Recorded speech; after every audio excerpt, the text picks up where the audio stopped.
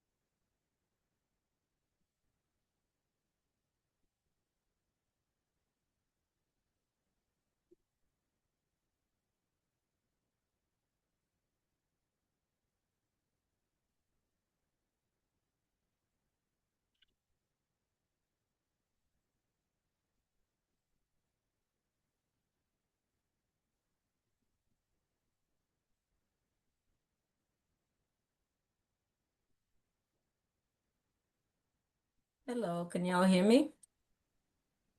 Yes. We're just testing it. How's everyone doing? We're here. Here we Another are, day. another day.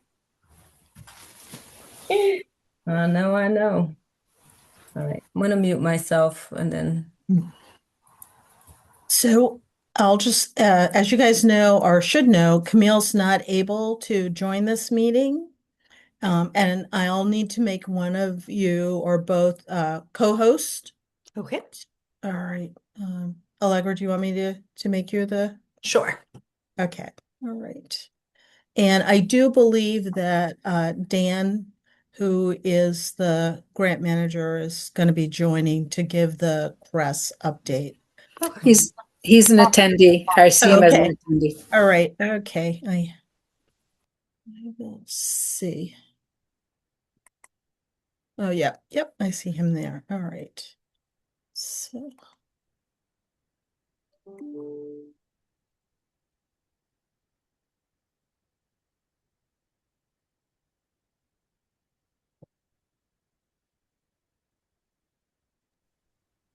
do we know if Everell is joining? I thought so. I mean, I know he sent out um the draft of the letter. Mm-hmm. He Yeah. didn't say he wasn't. Yeah, and it's just 6:30 now, so he Yeah, might be yeah. a little bit late. Here he is. yep. Excellent. All right. So I guess I can call us to order. It is 6:31 on Wednesday, March 11th. This is the meeting of the Community Safety and Social Justice Committee. Chapter 2 of the Acts of 2025 extended through June 30th, 2027, the ability of public bodies to meet in a fully remote or hybrid manner. Members of the public who wish to access the meeting may do so via Zoom or by telephone. No in-person attendance of members of the public will be permitted, but every effort will be made to ensure that the public can adequately access the proceedings in real time via technological means. So I will go over the agenda, welcome announcements, review of agenda, minutes, member reports, public comment, Crescent DEI updates, Rob with a GOL update question mark, which is no update, ICE updates, Youth Empowerment Center, retreat planning, public comment, and items not anticipated. So that is our agenda. And let's see. Um, did we get the minutes? No. Okay. I think so. Um, so that will be on hold. We can table that. Does anybody have any announcements? Yeah, I have announcement. One, I guess it's all on the same day, March 28th. Cape Verdean Student Alliance at UMass will be having their Cape Verdean night, 6 o'clock. I don't know if it goes into 11, so lots of cultural um, aspects with poetry and music and food and all of that. So I'm not sure who's going to be presenting or anything like that, but it's always a good time, family oriented. And that will be at the Student Union Ballroom at the UMass Amherst campus. Okay. And then the same day, No King's Day is happening. Last time I was in the town common. I'm assuming it's then. I'm not sure what time though. Does anyone know what time? In I think it starts at Kendrick and then marching to the Common, and I Oh, think okay. it's 12 at Kendrick and Yeah, you probably to know more than me. So so does that 12 sound at right, Kendrick? Erica? I saw it listed as on the common starting at 1 p.m., but it didn't say anything about where it actually started. It said from 1 to 2:30. But you may be right. It might start at Kendrick and then move over to the common. That's in my brain, but I don't know why. So it Hmm. could be that I made that up, but Well, I just know it's listed as nationally when you look for it on a map of all the events around. It's listed at 1 o'clock on the common. oh, Okay, perfect. Well, at least folks know at least by 1 o'clock to be at the Common. It might start at Kendrick before then. Bring your signs, and even if you don't have signs, just bring your person and be there. Because given everything that's going on in our country and beyond, it is very, very necessary for us to show up and show out. So I believe. Oh no, that will be it for my announcements, and then I'll talk more on member reports. Does anybody else have any announcements? All right, so we can move on to member reports. Folks don't have anything. I guess the thing that I would talk about is I had it written down here somewhere. Uh,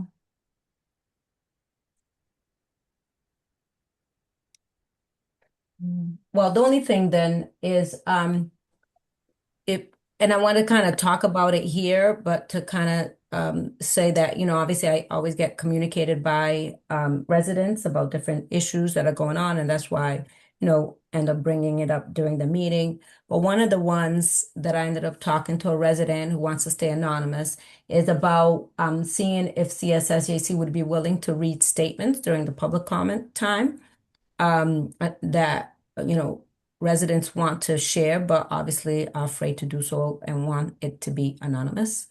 And so, I engaged with this resident and I was like, I'd bring it to the group, but I'm assuming that that would be okay because I do have a statement to kind of read during public comment. So just to clarify, during our own public comment, yeah, okay, yeah, not during like our at the public town council comment. meeting. Okay.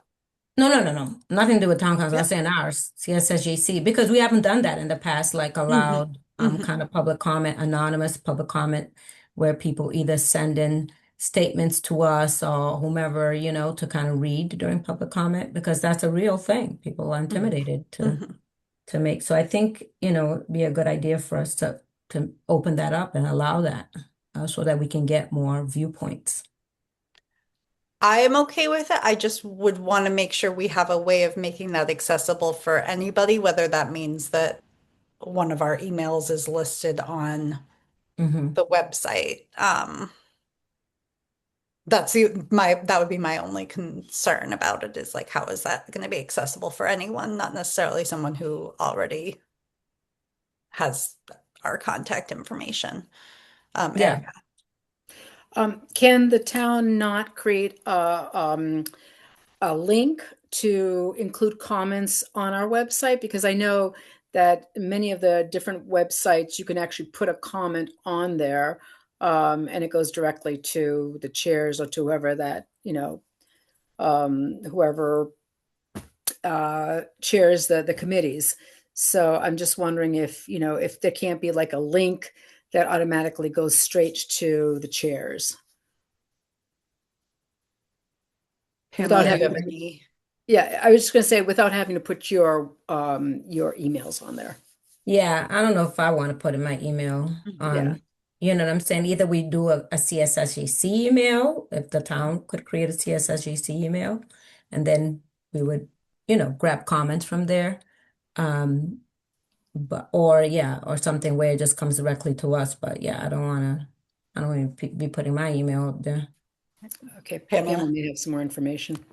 Yeah, so I'm sure that that's a possibility as far as the technology is concerned. The HRC has a separate email address for receiving complaints.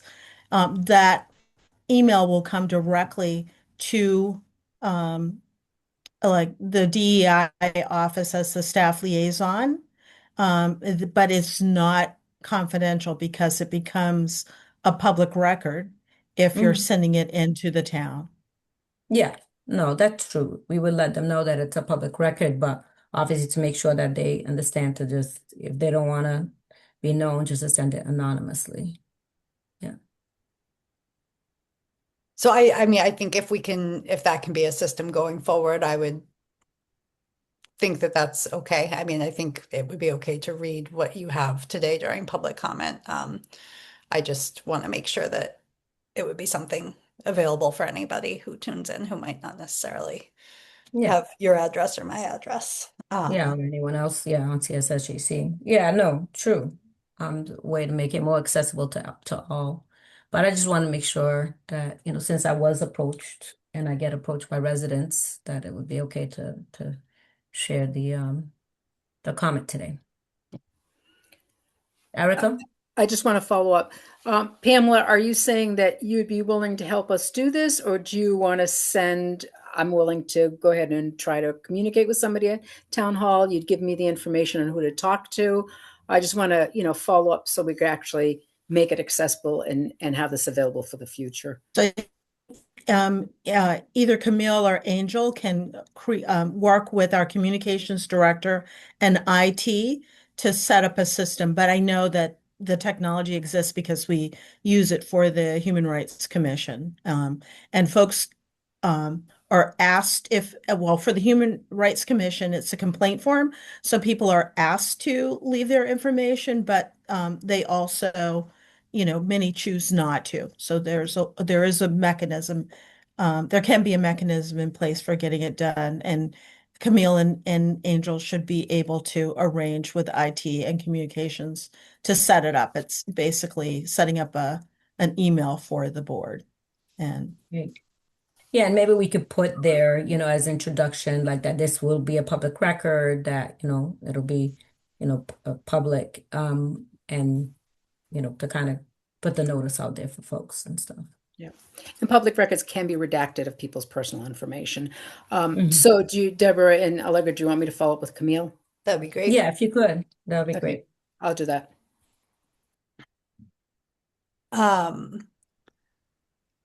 So I spoke today with the external affairs representative for UMass's Student Government Association. I had met him after our meeting at Town Council in November.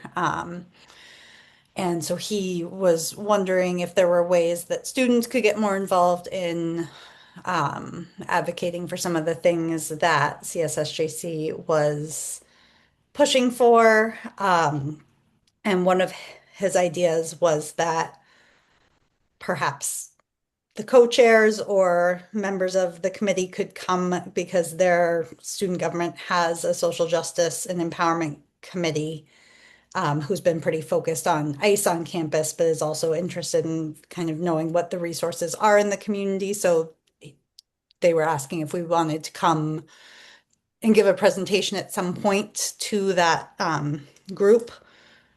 So, I mean, I think that that's a great idea. We talked a little bit more too about the fact that we do have a vacancy set aside for a youth voice, whether that is a high school student or a college student. So that could be a good pipeline to perhaps recruit somebody for the committee. So I don't know if we would need to vote on that or if I mean, I think it's a good idea. Do other people, does anybody have any concerns about that as an idea? No, I think that's a good idea. Yeah, I think so too. All So, right, Allegra, so do you mind following up with them and seeing what they might want, what they're looking for in terms of dates, things like that, Yep. and then we can. I will do that.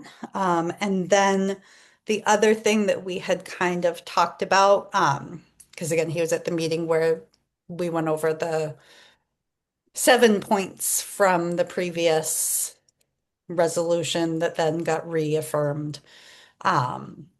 So youth empowerment was another one that stuck out. And a possible way that they could support would be to kind of write a letter in support of youth empowerment, especially because I think it would be mutually beneficial for college students who could come in roles of mentoring if that's part of the programming that gets offered at a place like a youth empowerment center. So, again, depending on some of the other things that are going on and some of the other things on the agenda tonight, say if we were going to push for a specific location for the Youth Empowerment Center, and that's something that might make sense. Would it make sense for them to vote on writing some sort of letter to reaffirm their, student support for a program, which I think is huge. I think it would be a really good thing to especially kind of show that we're bridging the gap between campus and community, because I think there's so often framed as like a dichotomy of us versus them. And really, I think there's so many similar goals, and how can we work together to meet those? Mhm. So that was the other kind of concrete thing that we had talked about, but I hope that this would be opening a line of communication for further collaboration. So certainly, I think if we are able to find a date that we can go talk to some of the students, I think that would be great. So I will follow up on that. Um, yeah, that's, I think. And then I don't know if we want to talk about this now or in ICE updates, but the resolution that we did sign on as co-sponsors did pass. And there has been additionally a executive order that Paul Buckelman issued. I believe he signed it last week, related to kind of what ICE can and can't do on town-owned property. So there are, so I think it is strengthening some of the things in the bylaw, and I think it again follows some of the executive order language that Maura Healy had put out in the statewide executive order. So those would be, we can talk a little bit more about that under the ICE stuff, but I did just want to mention that. And I Yeah, and think that was good that you mentioned it because, I know, and I don't know if others did. I know obviously, Allegra, you were very involved in it, but I wasn't able to attend the meeting, but hopefully when we do talk about it on the agenda, maybe whoever was there, you can kind of give an overview in terms of it, because I'd be interested in what was some of the discussion and things like that. But I do know I did send a statement, supporting and really detailing the reasons why I wanted the resolution to pass and everything. So, but yeah, hopefully when we talk about it, we can get a little brief overview. and Pamela, I see you have your hand up. So there was a press release issued today by the communications director that includes links to both the town council resolution and the town manager's executive orders. I'm not really good at putting documents in and actually we don't have the chat feature here because of the webinar, but both of those documents can be found on the town website. Perfect. Would you be able to just like send it to us after the meeting? Like just to Sure. CSSJC? That would be Mhm. great.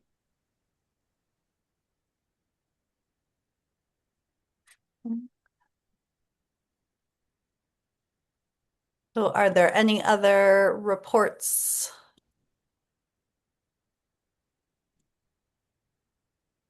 All right. Then we can move on to public comment. Um, I see there are 3 attendees currently.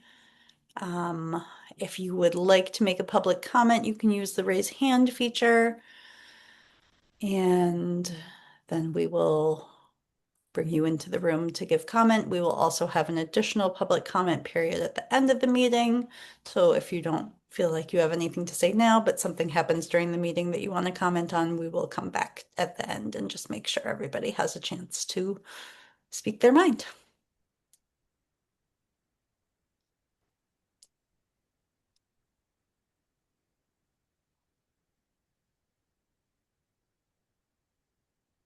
All right, I'm not seeing any hands. So if there isn't any hands, can I read the anonymous one? Yes, please. Great. So this is from a resident in Amherst. basically said, for the past 10 years that I have lived in Amherst with my three children, two who are now teenagers, I've wondered why the need for a community-based center for youth and families has not been a priority to town council.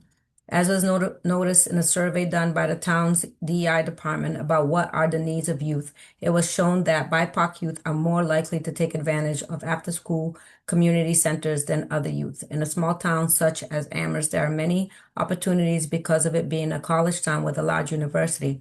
However, BIPOC youth cannot take advantage of these opportunities if they don't know about them, and there is not the supportive structures in place from adults, parents, and community members to bring youth to the places they need to be. With the ability to take advantage of sports and clubs, Amherst recreation offerings, there is still a missing piece of the community-led and supported activities. I would like to see organized activities around food preparation, gardening, reading clubs. Residents need to have a reason to be invested with their time and enthusiasm outside of sports. Thinking ahead to generational changes in the areas of housing, education, mental wellness are things many families do not plan ahead for in the BIPOC community. Those living in apartment complexes still do not utilize their community room spaces for organized play because there is no staff or parents willing to step into the role consistently. I would like the CSSJC to ask Amherst Rec and the town about funds that are being used for programs such as Morning Movement, which involve police officers, to consider incorporating other ways of reaching youth, such as the arts of music and dance. I hope CSSJC will gather more voices and statements from BIPOC residents to come up with a real understanding of needs, concerns, and then present a vision to the community that would alleviate some of those issues around youth programming and a space dedicated to community cultural enrichment to hold those programs in. I've been working on an idea of a community newsletter. Maybe this is something CSSJC would like to have as well to reach more residents and also inform and provide a platform to engage. Thank you, Deborah.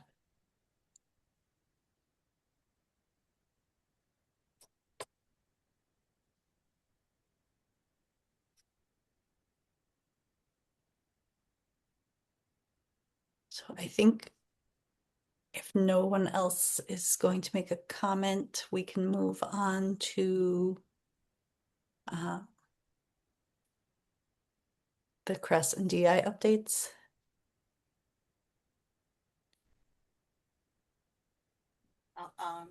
Perhaps we'll start with Dan, and I will bring him in. Excellent.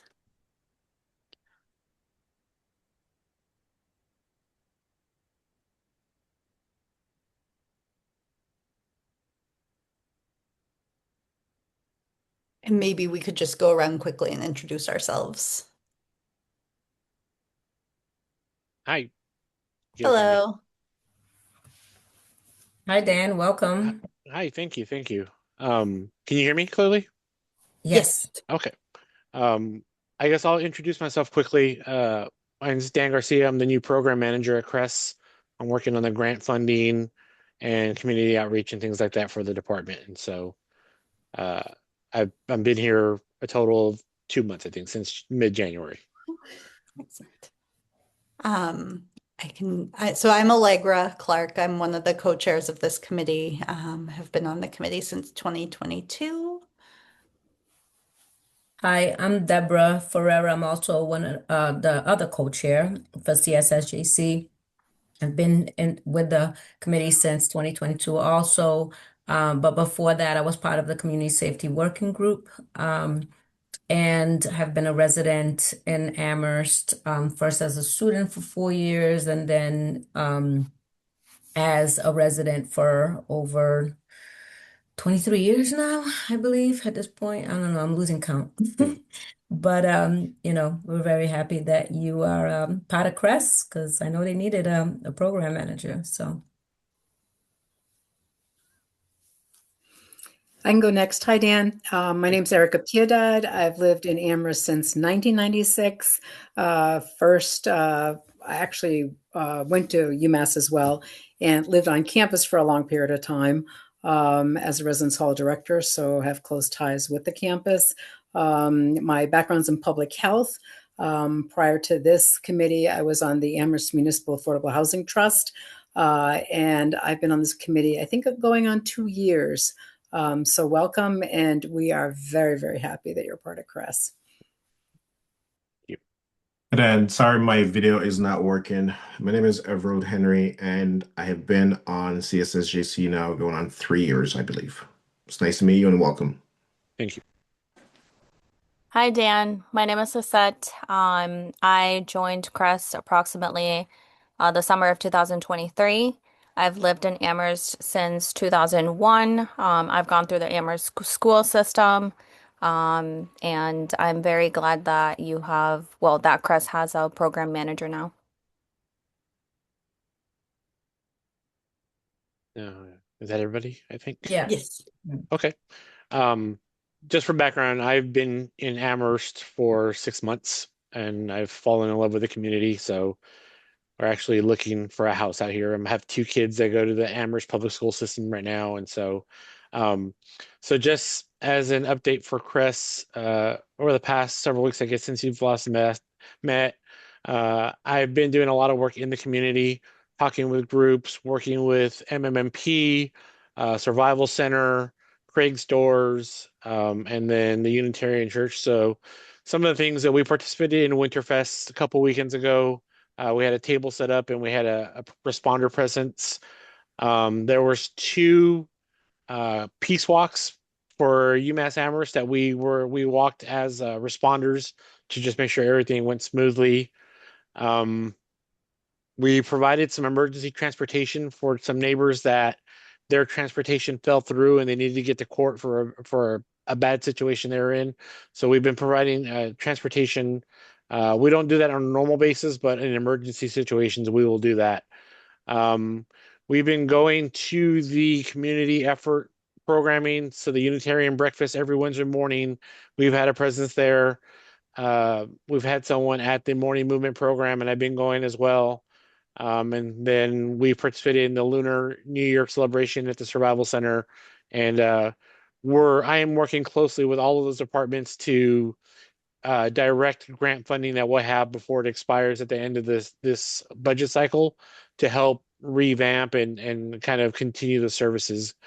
And then the other thing we are working on is I've had meetings with Hampshire College, UMass, and Amherst College about putting the word out about Crest, what we do, how we function. We're looking at bringing an intern in from Amherst College in the next week or so, hopefully.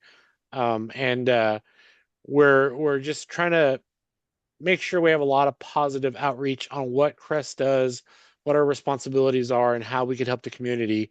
I spoke this morning at a Chamber of Commerce new members meeting to talk about Crest and talk about the new chamber members. And so we've ramped up since I started our community work, how we're in the community, office efficiencies, things like that, and then searching for grant funding to extend a lot of our services. And then the other news we have is that because of the renovations in the Banks Community Center, we'll be moving to the basement starting next week for an undisclosed amount of time. We're not sure yet, but we're going to be moving down there for a little while where the tablets are to still continue our work. So hopefully stuff starts moving Friday, so there's a smooth transition so that we can continue services while the move is happening. And that's all I have for Chris. Oh, and there's an elevator, right, that goes down to the basement Correct. and all Yes, that ma'am. for those. Okay, great. So I have and I don't know if you'll be able to answer some of these questions, Dan, because I know that usually we ask these questions to Camille since she's the director, and then obviously you're new too and everything. So, but I guess just to register the questions and maybe for the next meeting or even in between, obviously Camille can always email our group to send us the answers.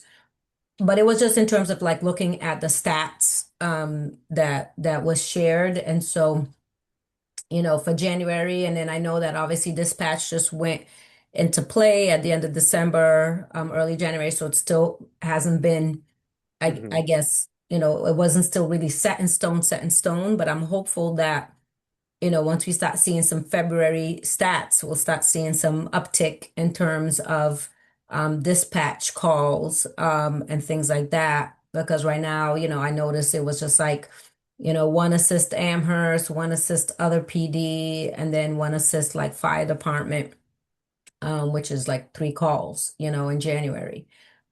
So hopefully, that will change. And then when I was looking at also like the types of calls and help that Crest provided during January, and again, I think it's because again, dispatch is not fully in place.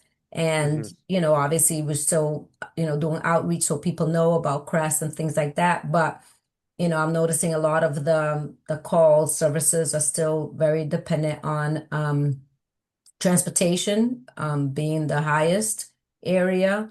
And then after that, kind of like well-being checks and obviously, because it seems like some of the services um can happen, multiple services can happen in one call. I saw Hmm. that in the and so, obviously, which is a really great part, which was one of the things that we wanted CS I mean Crest to be a big part to handle was the mental health aspect. So I saw that was in terms of services, the second biggest. But it still kind of like makes me a little bit, kind of like unsure why is transportation like the biggest one? You know what I'm saying? Because obviously, again, CRESS is an alternative to policing. And Hmm. so, we want CRESS, yeah, you can and should be providing some transportation. Obviously, we understand, like you said, emergency transportation for those who need to go to court or I don't know if they need to go, I don't know, go handle something with their child in terms of like DSS or something like that. I don't know. Hmm. Um, that you all are going to be helpful, but, I'm just hoping that there's going to be that shift, And into, yeah. uh, to kind of answer to that, I'm still analyzing data, whatnot, and the calls going in, and there has been a slight uptick since we've gone on dispatch. That happened while I was barely onboarding, whatnot. Um, I know I can talk to that. Some of these transportation calls are stem from original other calls like mental health check and things like that, where it's follow up to some of the neighbors we're working with. Uh, so uh, there was an eviction that was going on, and the neighbor had nowhere to go. Right now we're about to face where the Econo Lodge part of Craig's Doors is going to close, and so we're working with them to try to figure out what are other means. And in the meantime, there are people moving out, so we're working in emergency situations, transportation. We're not trying to be like a taxi service. These are legitimate, like these people need help for. And so I think part of the uptick in the calls, and I think we'll see an uptick in calls in the next couple of months, is we were not in the public as much as we could be. And I Hmm. think I'm trying to plaster the town with posters with our number, but also the message I'm putting across is that we are a part of dispatch also. Hmm. So when there are Hmm. services needed, and I think a lot of it is we need cross training with dispatch and NPD about what gets directed to us and what not. And so Hmm. because we're in Hmm. the infant stages of all this, it's a work in progress. And so a Yeah. lot of my role will be being out in the community and letting people know, you know, this is a CREST need, this is an APD need, Yeah. and that our role is for de-escalation so it doesn't reach an APD kind of situation. And so Yeah. as soon as I analyze the data more, I can come back with more numbers as far as like what has been the increase in calls, what have we taken off of dispatch, and what Mhm. are we doing? A lot of like, there's a lot of questions that could be answered just by looking at the data.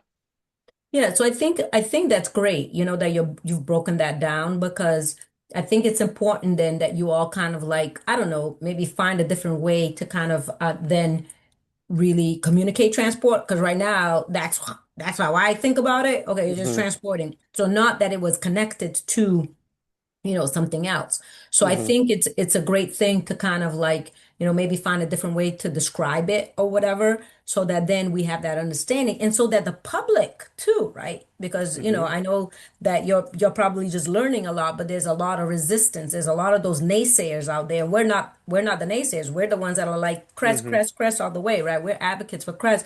So we want to make it so that people see obviously the utility, right? The usefulness Mhm. of Crest and how you all are being, just critical to the Mhm. community.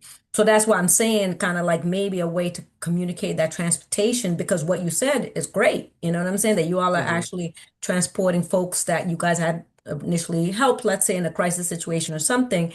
Then, it's just kind of communicating that in a better way so that then, folks understand it. And then the other thing that I wanted to say is, for your second point, it is a great point. Like, I think it's going to be like you all are going to even have to do almost like a promotion marketing campaign around the fact that Crest is now on dispatch, right? Because I Mhm. know that a lot of people are very reluctant to call, Mhm. 911, for the police. But now if they know that if they call 911, that Crest is the one that's going to be coming out. And that's why, like you said, you all need a lot of training with the dispatchers so Mhm. that they do send Crest, right? As Oh opposed yeah. to the police, and know when to send Crest as opposed to the police.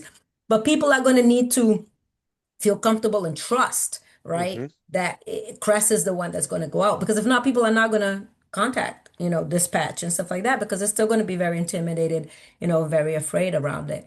And then And my what? last Okay, I'm sorry. Go ahead. Sorry, and my last comment, just so I don't forget, is that, I know we always talk about it and the funding and the fact that Crest needs to be longer than the hours that Mhm. it's at. Because right now it's what, 8:30 to 4 or something? 8 to 4. 8 to 4. So right now it's Mhm. 8 to 4. I mean, this is the second time it's happening to me where, it's after 4 o'clock.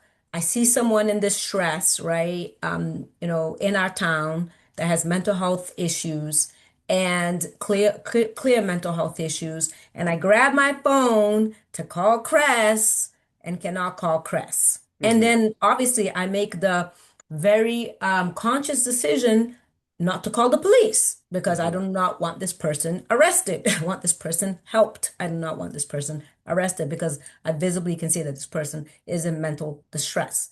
So Mhm. again, this is the second time in the past few months that this has happened to me. And I know that it's happening to a whole bunch of other people in our town that aren't able to call Crest because of the budgeting issue. So I just want to Mhm. document again and very publicly say that Crest hours need to be increased. The funding needs to be increased because this is ridiculous. That the police have 24/7 and that Crest has 8 to 4, what, Monday through Friday or Mhm. Saturday too? Monday through Monday through Friday. Friday. Monday through Friday. So it was very disturbing to me that I couldn't get the help needed for this person in our And town. and the first part I want to add is that I've already started. I've tried to put together a 60 to 90-day plan to increase our marketing in the community to let people know what we're doing. A lot of what I've found just being in the community is one, they don't know what Crest is in general, or two, they don't know what we do. Uh, I've heard complaints, random complaints about, what exactly you said. Why do you only work to 8 to 4? What is the point? And I have to remind people that we also funnel grant funds into like Craig stores, into MMMP, that we're also supporting the community. And, a couple people I've talked to, they're like, oh, well, we didn't know that. I guess press is a good thing.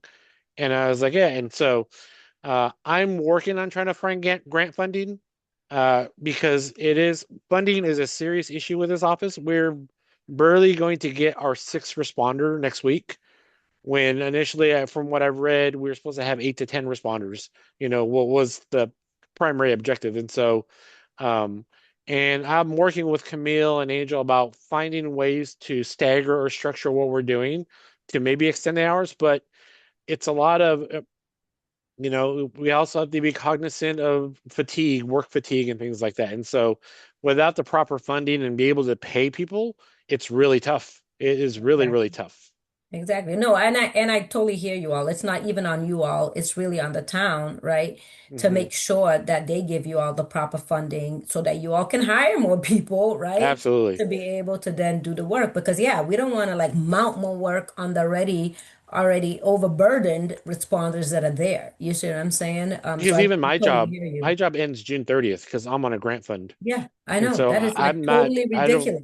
yeah. That's So, totally ridiculous because we uh, need an assistant director, which mhm. really should be you as an assistant director, period. Assistant director position needs to happen because Camille, is overburdened herself Oh, and yeah. And she said it Absolutely. herself many times. So we've been trying to get an assistant director for Crest for years, and nothing has transpired. But we're going Well, to continue to fight. We're going to continue to fight for that. I have a community survey out that I've been at different events sharing a QR code for people to fill out to kind of see what the community feels and what they feel they need. And then we'll start marketing according to the town's needs, and trying to make adjustments and things like that. A lot of it is just putting a positivity on Crest so people know who we are. We're responders, but we're not the police because there is an intrinsic fear of the police. And Mhm. so Yeah. they would rather not call anyone than to try to call the police. And so hopefully I can help spin that and make it a more positive interaction with the community. Thank you, Dan. Mhm. Allegra? So thank you for sharing kind of what you've been up to and the community outreach that you've been doing.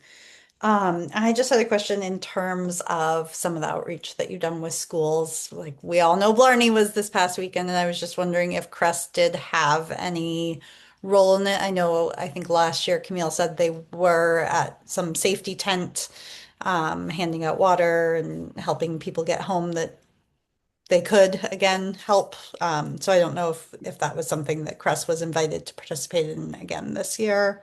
Yeah, we were out there. I was out there with them. There was five of us out there. We had a station where we're at, and our role was mostly just to make sure no one got hit by cars, that no one, like, just taking care, make sure anything didn't escalate to where police had to get involved. And so, and like from what I've heard, this was a lot lighter than most years, and so we didn't have really any incidents besides telling kids to stop walking in the middle of the street.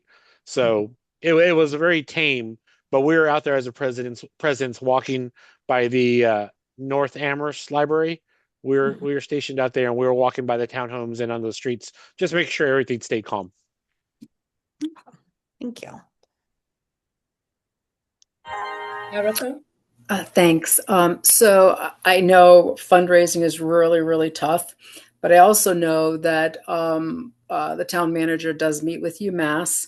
I don't know if he meets with Amherst College or with Hampshire College, but since Crest actually offers a lot of support for off-campus students when they need it, and it seems like you're also doing outreach to on-campus students. So should they be off-campus and there's some crisis, that Crest can be called versus the police. If it's nonviolent, a mental health issue or substance abuse or whatever. Mhm. Are there any conversations about UMass and the other colleges putting in some money for Crest? Not yet. I've only had my initial meetings with the colleges, and I haven't even had the meeting I had with UMass was more so towards internships. Uh, um, I know that's a point of conversation that with Camille I'll have about, when do we make an ask, or if, because even Hampshire College came to us and said to ask, how do we get trained? How does their security get trained? And so we stopped short of saying we could train you all, but we are having posters and flyers put on the campus and off-campus housing for all the colleges so that they know who we are. But we're working on ways to collaborate with Hampshire so that when we get trained, maybe we could have some of their people trained with us. Uh, but as far as funding through the schools, that has not even come up yet, as far as I know. But it's a great idea. I think if we're working with them for their safety purposes, I think that's something maybe we can create an ask, like, can we funnel some money through your safety protocols to, like, for support?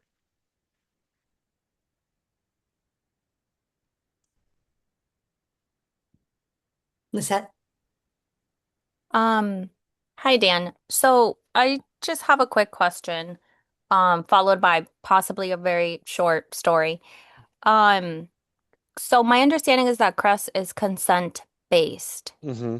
Would Crest contact the police, um, without the caller's consent, without the neighbor's consent? As far as I know, no, it's a discussion with the neighbor unless it becomes dangerous, with either self-harm or harm to others.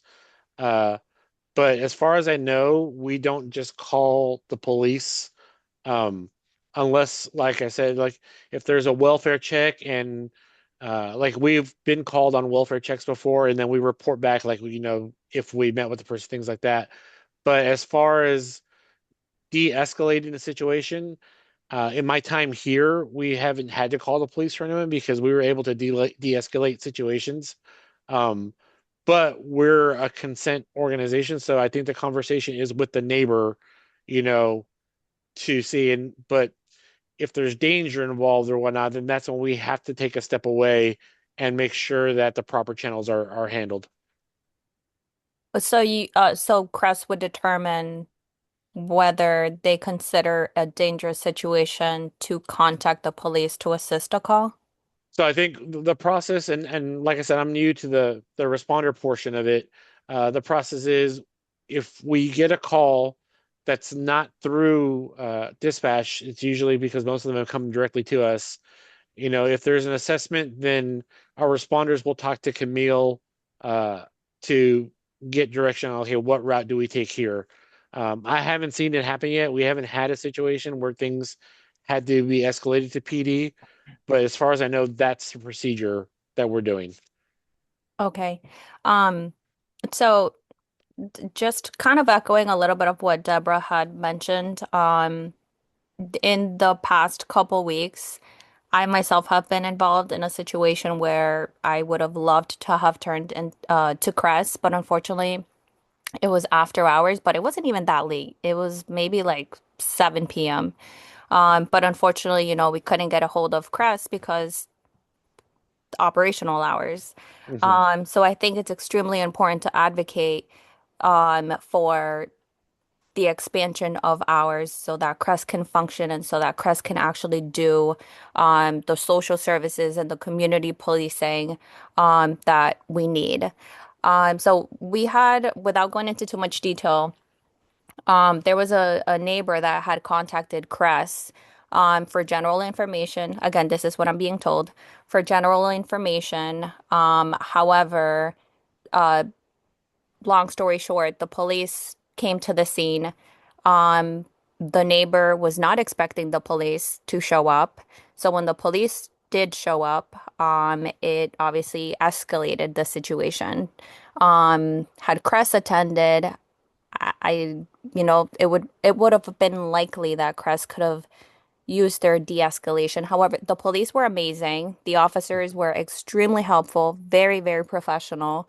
Um, but still, the police presence escalated the situation where Crest could have just handled it. Hmm. Um, which is why it goes back to my original question if Crest would dispatch the police without the neighbor's consent. As far as I know, we that doesn't sound like something we would do. I Okay. think when we get a call, we go and assess the situation first before we bring PD in or before we even consider that. Um, I'd have to look and see what the call was and whatnot to like investigate it. But as long as I've been here, whenever we've received a call, we've gone and assessed first before anything has even arisen. So I'm not sure what happened in that situation.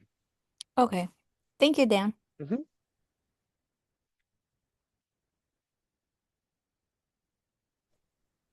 Given that we're talking about Crescent funding, I'm not sure if anyone saw, but unfortunately I had to email the draft letter late last night. I'm not sure if people had a chance to review that. And Yes. yeah.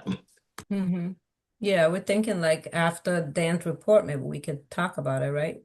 I'm However, wondering, do you think we could let Pamela go first? Because I think, oh Pamela, yeah, did you true, say you true. had to leave? And then we Exactly. can come back to the letter because I do think it would be nice to talk about it a little bit. Yeah, yeah. Mm-hmm. Good idea. Is that okay, Everald? Oh yes, that's fine. Perfect. Do we have any other questions for Dan in regards to Crest? Oh, I had one. I'm sorry. Okay. So I think you said that you're doing community surveys. How are those surveys being done? What exactly are you surveying for? Right now, it's just at community events. And so at the latest newsletter, there's a QR code for a survey inviting people to take the survey. But it's at community events. We have a QR codes present where people can just scan it. It's just a simple 10-question survey. Takes 5 minutes to finish. Uh, and it's not detailed. There's one open-ended question asking what kind of services do you think Crest can provide or what can we do better. But everything else is just satisfaction. Have they interacted with us? Do they know what we do? Do they feel that the need is important? Things like that. It's a very simple survey. Just to I'm trying to get a feel of what the feel in the community is of Crest. Because I'm very new to Amherst, I'm in the outside looking in, and so I'm basing what our marketing strategy is going to be based on what I get, but the feedback I get from the survey. Thank you. So, any other questions? All right, Dan, definitely want to thank you for coming to our meeting, attending our meeting today. Like we said, we're very, very excited that you've joined Crest. I know it's only until June. Hopefully, there can be some other funding found so that you would be able to stay beyond that, or or position for assistant director could be created for beyond that, but we shall see what happens. But definitely very excited that you're on board. You seem like you have a lot of great energy, great ideas, and count on us for any support in terms of making those ideas come about. Thank you. We appreciate the support. If I do my job well enough, then I'll be able to find money to extend me. So I'll do my best. Yay. Mhm.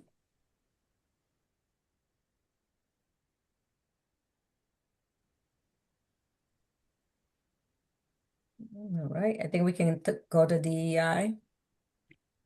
Okay, so I have a long laundry list of things that we've been up to. The department has completed all but 3 of their departmental trainings for the year. So we have left DPW, fire, and town hall, but all the other town departments have had their department-specific training. We had a very successful Black History Month event. Honoring 100 years of celebrating of Black history by looking specifically to honor educators from Amherst and to highlight the history of the 2 colleges and the university. And that those panels that we created can be found on our website. The department hosted a conversation with the Veterans Breakfast Group around debate, discussion, and dialogue. They're looking for ways to engage other veterans in conversations about the current political climate. So that went fairly well.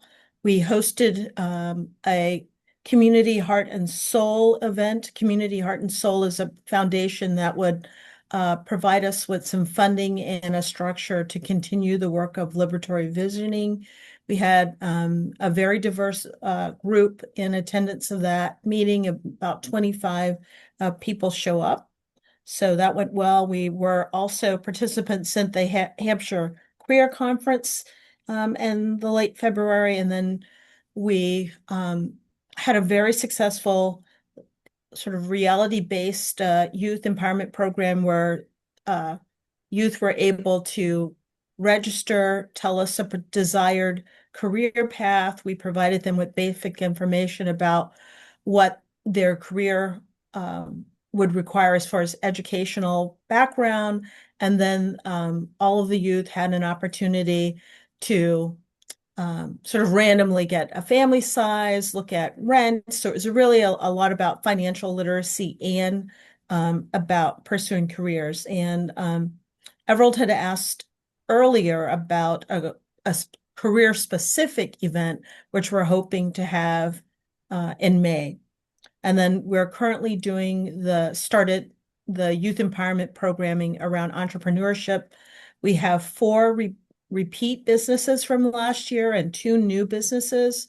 The program just started last week, so Saturday will be our second event, and just like last year, we're meeting for 5 weeks, and then on the 6 weeks, the youth entrepreneurs have an opportunity to sell their wares at the Amherst Global Village Festival. So later this month, on March 25th, we're going to have an online event for Women's History Month featuring the Women of Color Health Equity Collaborative. That'll be online on the 25th from 6:30 to 7:30. We're going to hope to get the flyer out tomorrow or hopefully no later than Thursday for that event. And of course, we're in gear to get everything all set for the Amherst Global Village Festival. We have 59 vendors. We have 17 performers, including the headliners. So we're looking for a very successful event. The event will be at the high school from 10 a.m. to 5 p.m. I will be sending out an email with availability for volunteering. As we did last year, we're going to ask that members of this board, as well as the HRC and the Commission for Persons with Disabilities, man or staff a table where you'll have an opportunity to talk about the work of your committee, as well as to sell like our Amherst Global Village t-shirts. In total, we need 30 volunteers for all of the slots for the day. We've only had 5 people sign up to volunteer. So if you know folks who might be interested in volunteering, it's generally like a 2.5 hour time slot, and there are volunteer opportunities both to staff for this committee to staff the HRC and CSSJC table, but there are other opportunities working with the rec department, assisting with our MCs and ensuring that the performers are going on to staff. So I'll send all of that out hopefully tomorrow, but no later than the end of this week. So we desperately need volunteers. Let's see what else I need. As I mentioned before, the Paul's executive order and the town council's bylaw was released in a press release today. And as I finish my time here, I'll just send you the link to that information. I did have an update on the Resident Oversight Board. In Paul's letter to the department heads today, it was GOL is scheduled to report back to town council on April 1st regarding the Resident Oversight Board.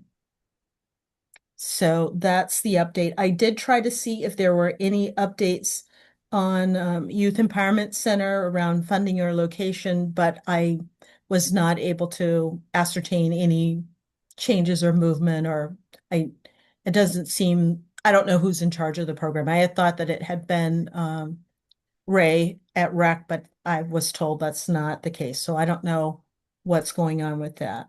So I think that's it for my updates for DEI. Pamela, thank you for the updates, and you all are doing a lot for the town. I wanted to ask, I know that we were talking about the budget and the fact that I guess the town manager, and obviously correct me if I'm wrong because sometimes I mix it all up, but I guess he has to have the budget in. I'll be presenting the budget to town council by May 1st. So just wanted to see if there's anything that we can do to assist you all with your budget, because I'm assuming you all need, to kind of increase your budget. I know you don't have an administrative assistant. I mean, things like that. Is there anything that we could assist and advocate for on your behalf? So all of the department heads have met with the finance director, and we were told prior to that meeting to submit actually 3 different versions of the budget. A departmental budget that showed a 10% decrease, level funding, and then a budget that would show what we felt we needed to do to adequately do the work that we've been asked to do. At the time that I had my meeting with Sean, which was early on in the process, it looked like the town was leaning towards reducing departmental budgets by 10%. I've since learned that it's likely that that will not be the case. So I'm I'm not sure whether that means that we're going to be just level funded or whether there will be a possibility to increase, to provide adequate funding. In our ideal budget, we did state that we would love to hire a part-time administrative assistant.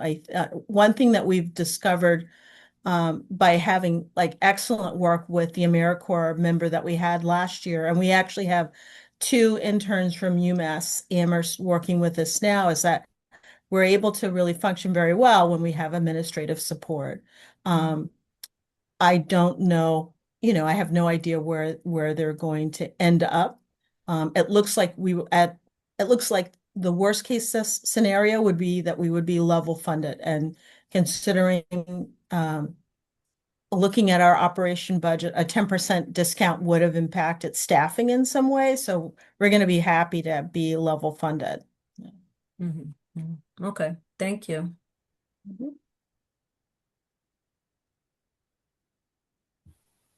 Erica? Yes, so my understanding is that the town was expecting an 18% increase for health insurance costs. And so at the beginning, there was an 18% asked for decrease across the board. And now what I'm hearing is 10%. But my understanding is that the insurance is actually down to 8%, which is 2% less than 10%. So hopefully it isn't 10%.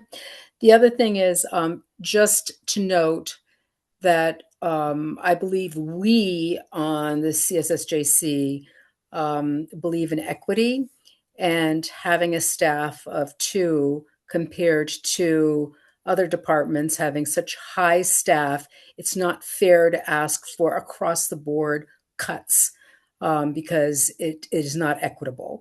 So we will be pushing for, in terms of this budget process, to really look at the staffing that exists and the amount of work that DEI has done. I mean, I also want to state that, when we talk about public safety, DEI, CRES, Board of Health, the fire department, and the senior centers, they're all doing public safety in terms of community well-being.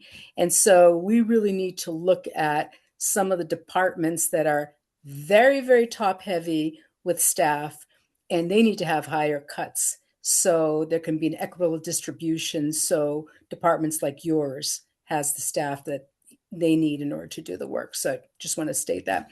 Second thing I just want to state is I was reluctant to fill out the form because I'm limited in what I can do, just because I have some mobility limitations. So it's good to hear that you're looking for people to staff the table. I can do that. I'll sign up. Thank you. And it is my understanding that that we may not have any cuts whatsoever, because we were told initially 10% from our operating budget. But again, we're at least now, I guess, 8 weeks or maybe 6 weeks away from the May 1st deadline when the budget will be presented. So situation may change, but I know that the numbers for health insurance were much better than originally predicted. Yeah. Great. Other questions for Pamela?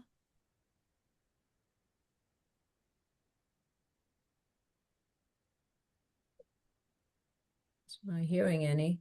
Yeah, I think though, Erica made some really excellent points in terms of the budget, and I think regardless, right, hopefully we'll at least stay level funded.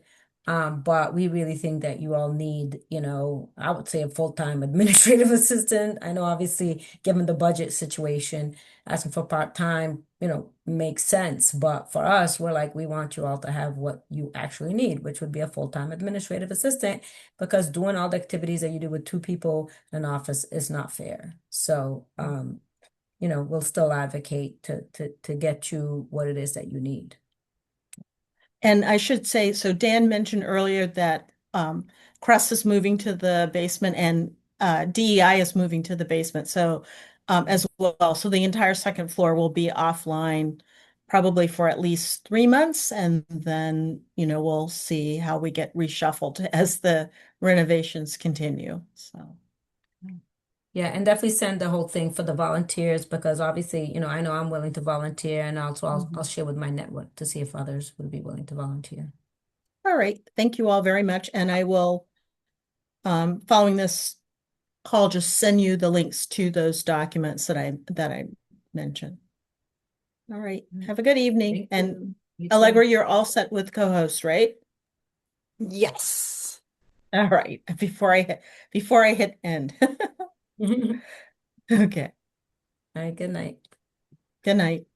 Night. And Dan too, Dan, you're more than welcome to leave too if you want, but if you're more than welcome to stay on also and listen in. We don't want to like belabor you if you need to head out. Thank you. I'm very interested in this. I'm going to stick around and just listen. Okay, awesome. Deborah, you're the host now, apparently. I'm the host. I guess so. No, Look at that's you, not fancy. good though. 'Cause I don't know how to do anything with technology though.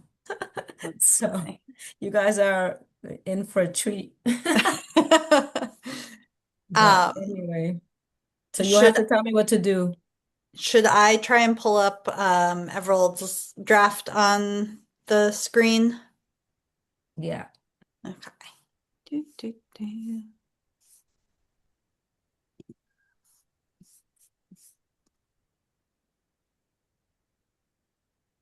Oh, Erica? Before we start, can I just say, District One, the two representatives, one being Kathy Schön, who actually heads the Finance Committee, and the second, Jill Breivik. Those are our two representatives. They had a District One meeting this past Sunday. And one of the things everyone was very clear about is that they are not happy with the way the budget process is happening. And I know that's part of the charter review. One person mentioned that in the past, when we had a select board, that the budget was presented, I think, January 30th, which allowed people to really provide feedback. And everyone feels that May 1st is just too short of a time since the budget has to be passed by June. And that doesn't really give people enough time to provide feedback. And so people aren't really confident that anything will change beyond what's being presented. The other thing is, it was very clear that other people were also very concerned about the top heaviness of the Amherst Police Department. And I just want to have noted that when we talk about the Amherst Police Department in terms of its staffing, we often just focus on the 25 officers, between 25 to 29. But there are also 2 captains, 4 lieutenants, 6 detectives, 7 sergeants, and 2 support staff.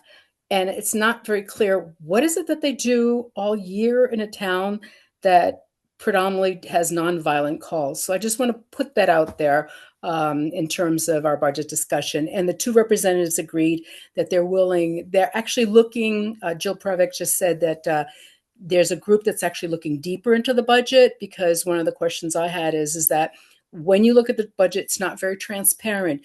It's all amalgamated, so you can't see what departments are getting what, or what the staffing is per what they're asking for. So there is a group that's looking into it, and the 2 agreed that they would do another meeting around the budget just for District 1. So I will keep on going to those meetings and bring back any information I have.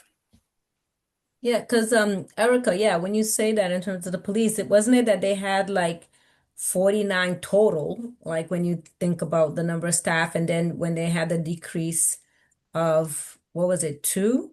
And then they're down to 47. So you're absolutely right. I mean, it's just like it's not just police officers, we're talking about the whole kit and caboodle, you know? And that's a staggering number. Especially when you take into consideration there's a whole separate police force that has similar numbers on campus. Mm-hmm. Yep. Just, Well, yeah, just and saying. two other so three campuses. But yeah, UMass being the biggest, but I'm just like the other campuses too have like I don't know what they have, but they have other um, you know, people that provide security and blah blah blah and all of those things.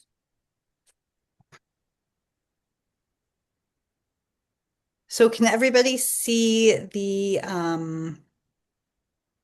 letter? Yeah. Okay. Yep, we can see it.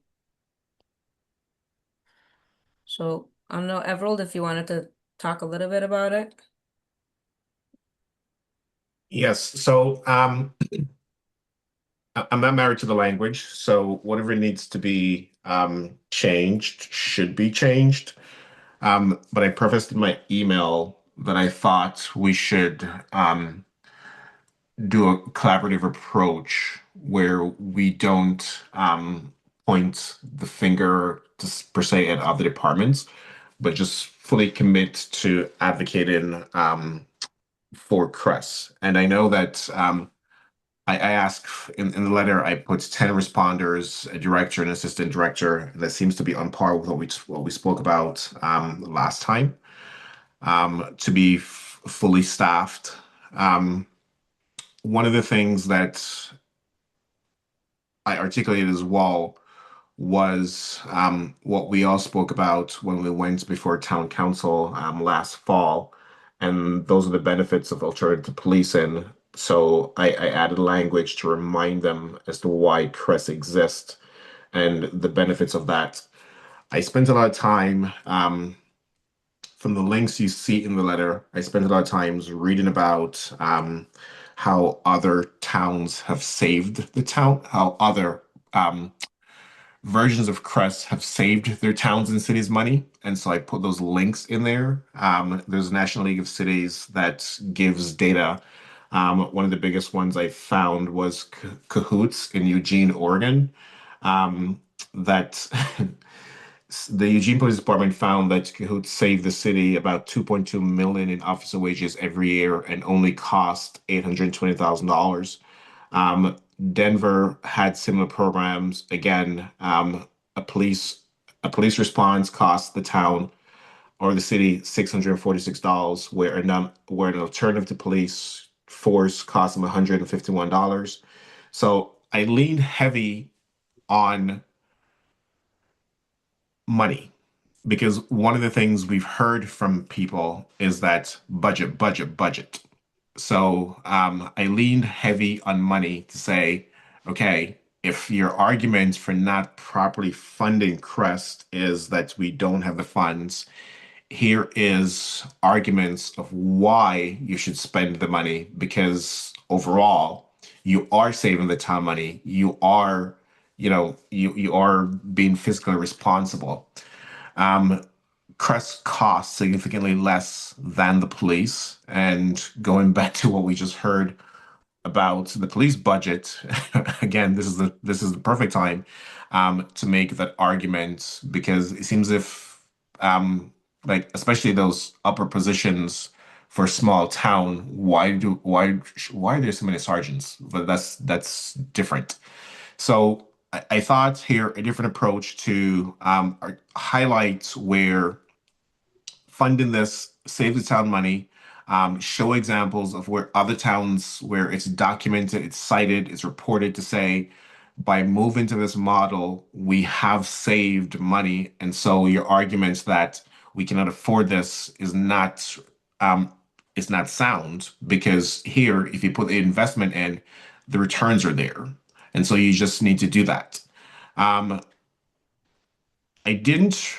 I know we had talked about, money that was allocated for healthcare, 18%, but it's now less. I didn't want to get into significant details about that, but I did highlight that as well to say, that some shape or form, you are going to have money that you were committed to spending, but now you don't have to. So to argue that the funding is not there, again, not really sound arguments because you were prepared to spend um, an 18% increase on healthcare costs, which we know is significant.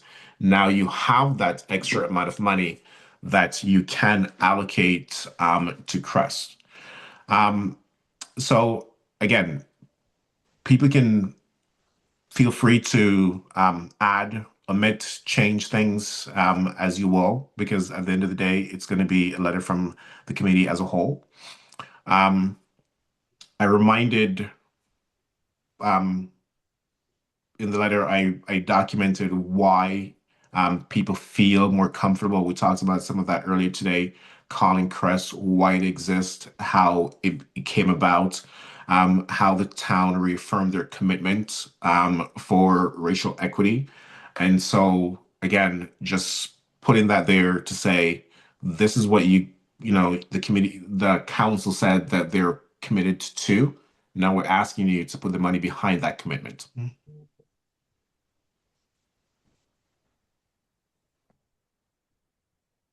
So, so for this, then we are like focusing, and I forget, like, because remember the last time I wasn't really feeling well when we met the last time, but so I forget if we, so this was going to be more focused on CRES, and then, in terms of like youth empowerment and DI and everything, we were going to send something separate then? Remind me. Yes, I think we had talked about it comes down to one of our measurable goals. It's like do something that can generate a result. We've approached it before where we tried to get everything all at once and things aren't progressing. Mhm. So I thought that if we do target approaches, then we can have things that are measured and document where we've had successes.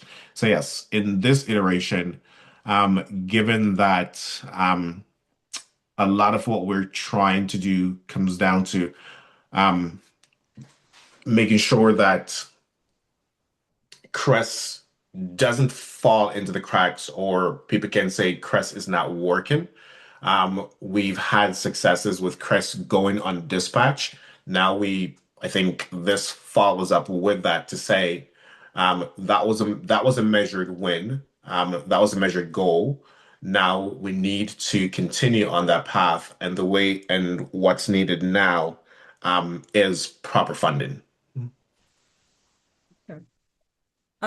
So for me, I mean, and I hear everything Everald in terms of like obviously, the tone and how to kind of like, you know, be more collaborative with Bockelman and the town council um, in order to like kind of, get what it is that we're looking for towards. I mean, I get that. And obviously I think, this letter was really well written. I felt it, it's to the point, and obviously, most of it I don't have much to kind of like, you know, feedback on, besides saying it was really well done, like all your arguments and things like that.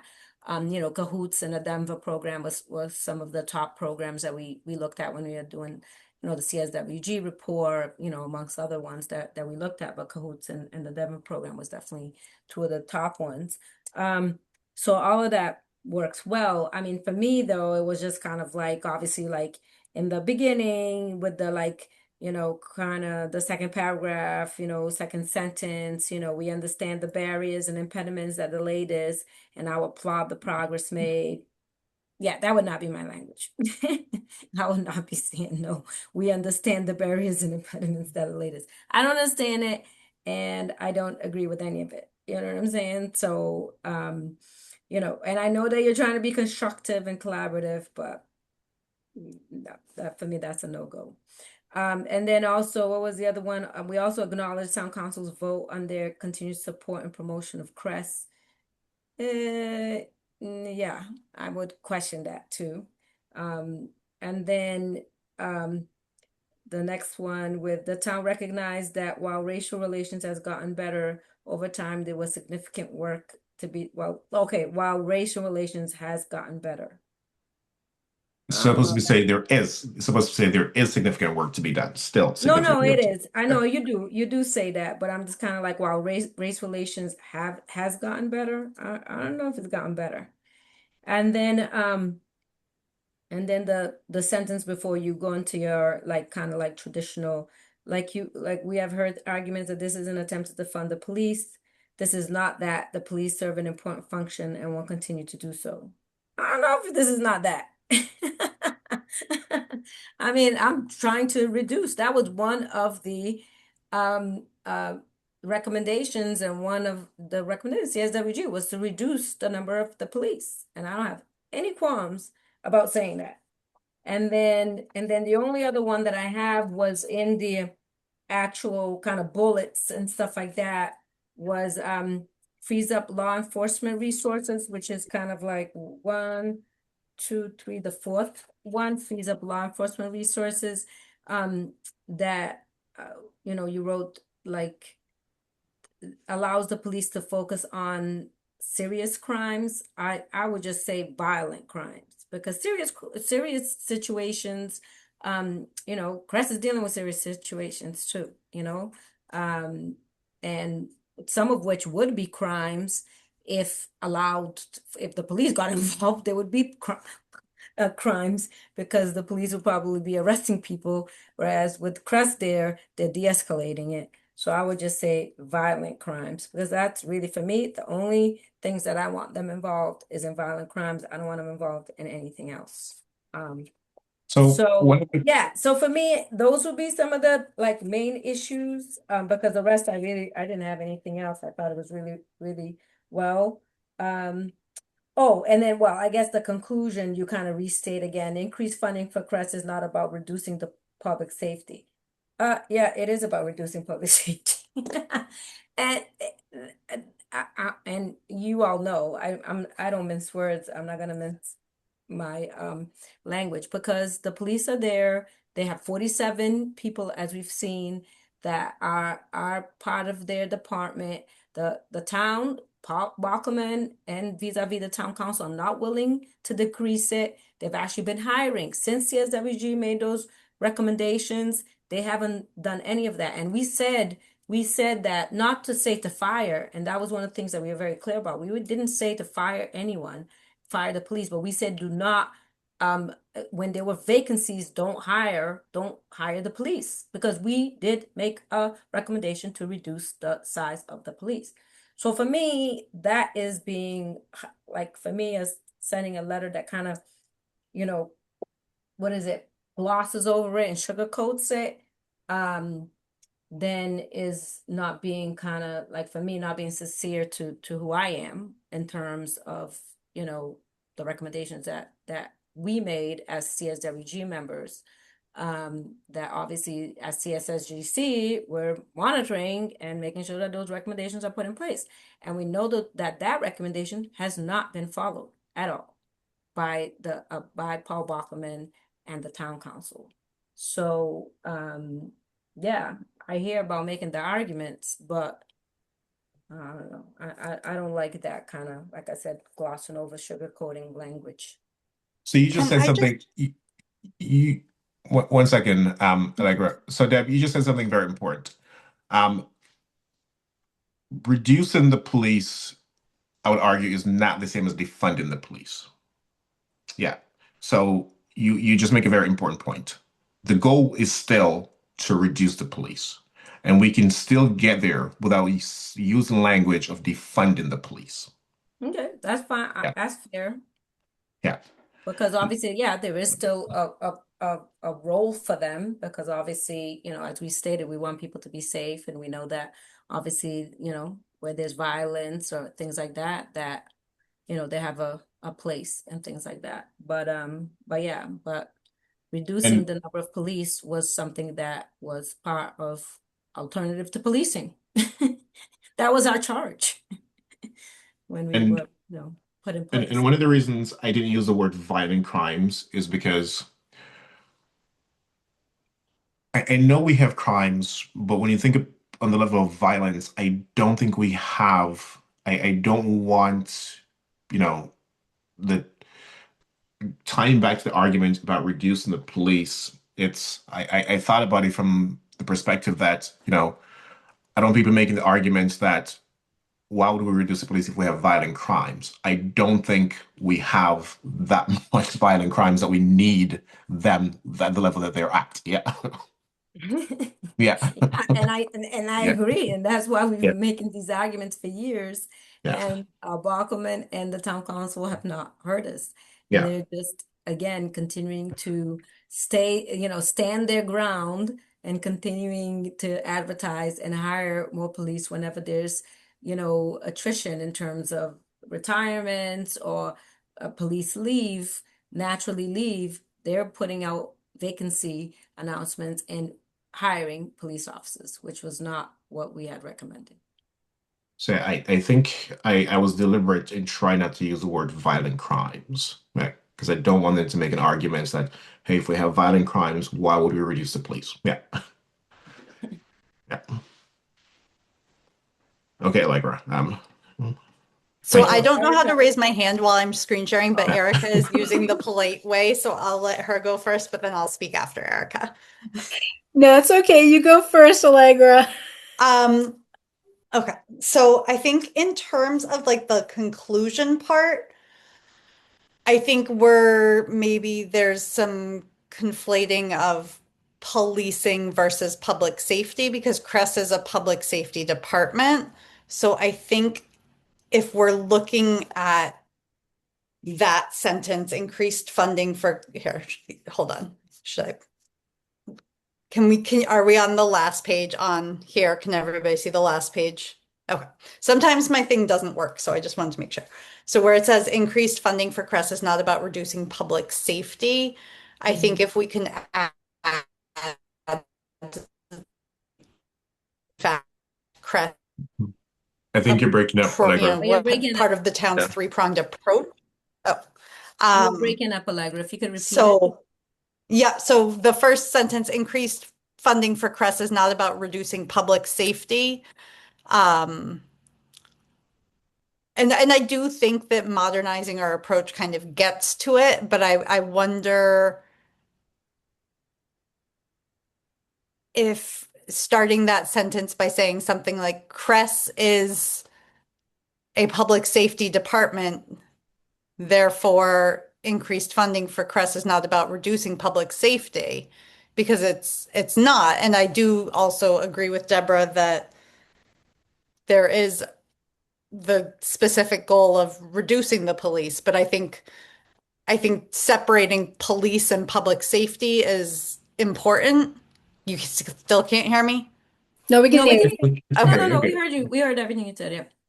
Um, so I don't know if making a little tweak at the beginning of that paragraph would help. Because I do agree that I would have some questions about reworking not saying this is not.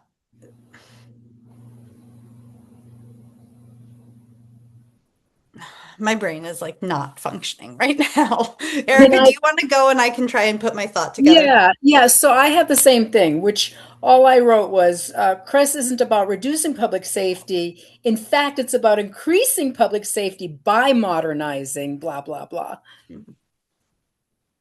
Because CRESS, I mean, I absolutely agree. We've got to stop letting people say CRESS or public safety. CRESS is public safety. So it's not APD or CRESS. It is part of public safety in Amherst. And I also agree using the term reallocation of resources, because that's what we're looking for, is that we need to more equitably reallocate resources, which does mean that we have to critically look at what is it that APD is doing with all of these officers, and is that level necessary for Amherst? Whereas we know CRESS is necessary and they need to be increased in terms of staffing, and they also need to have more hours available to them. So, yeah. Yeah. Oh, yeah. And speaking of that, Everald, I think the what is it? The women, the League of Women, in their report, they had gotten some of the hours that were most critical in terms of when crest would be needed. And I forgot what the hours are, which is not up to 4. I think it was like anywhere from, I don't know, 5 to 10 or 5 to 12 or something. I forget what the hours are.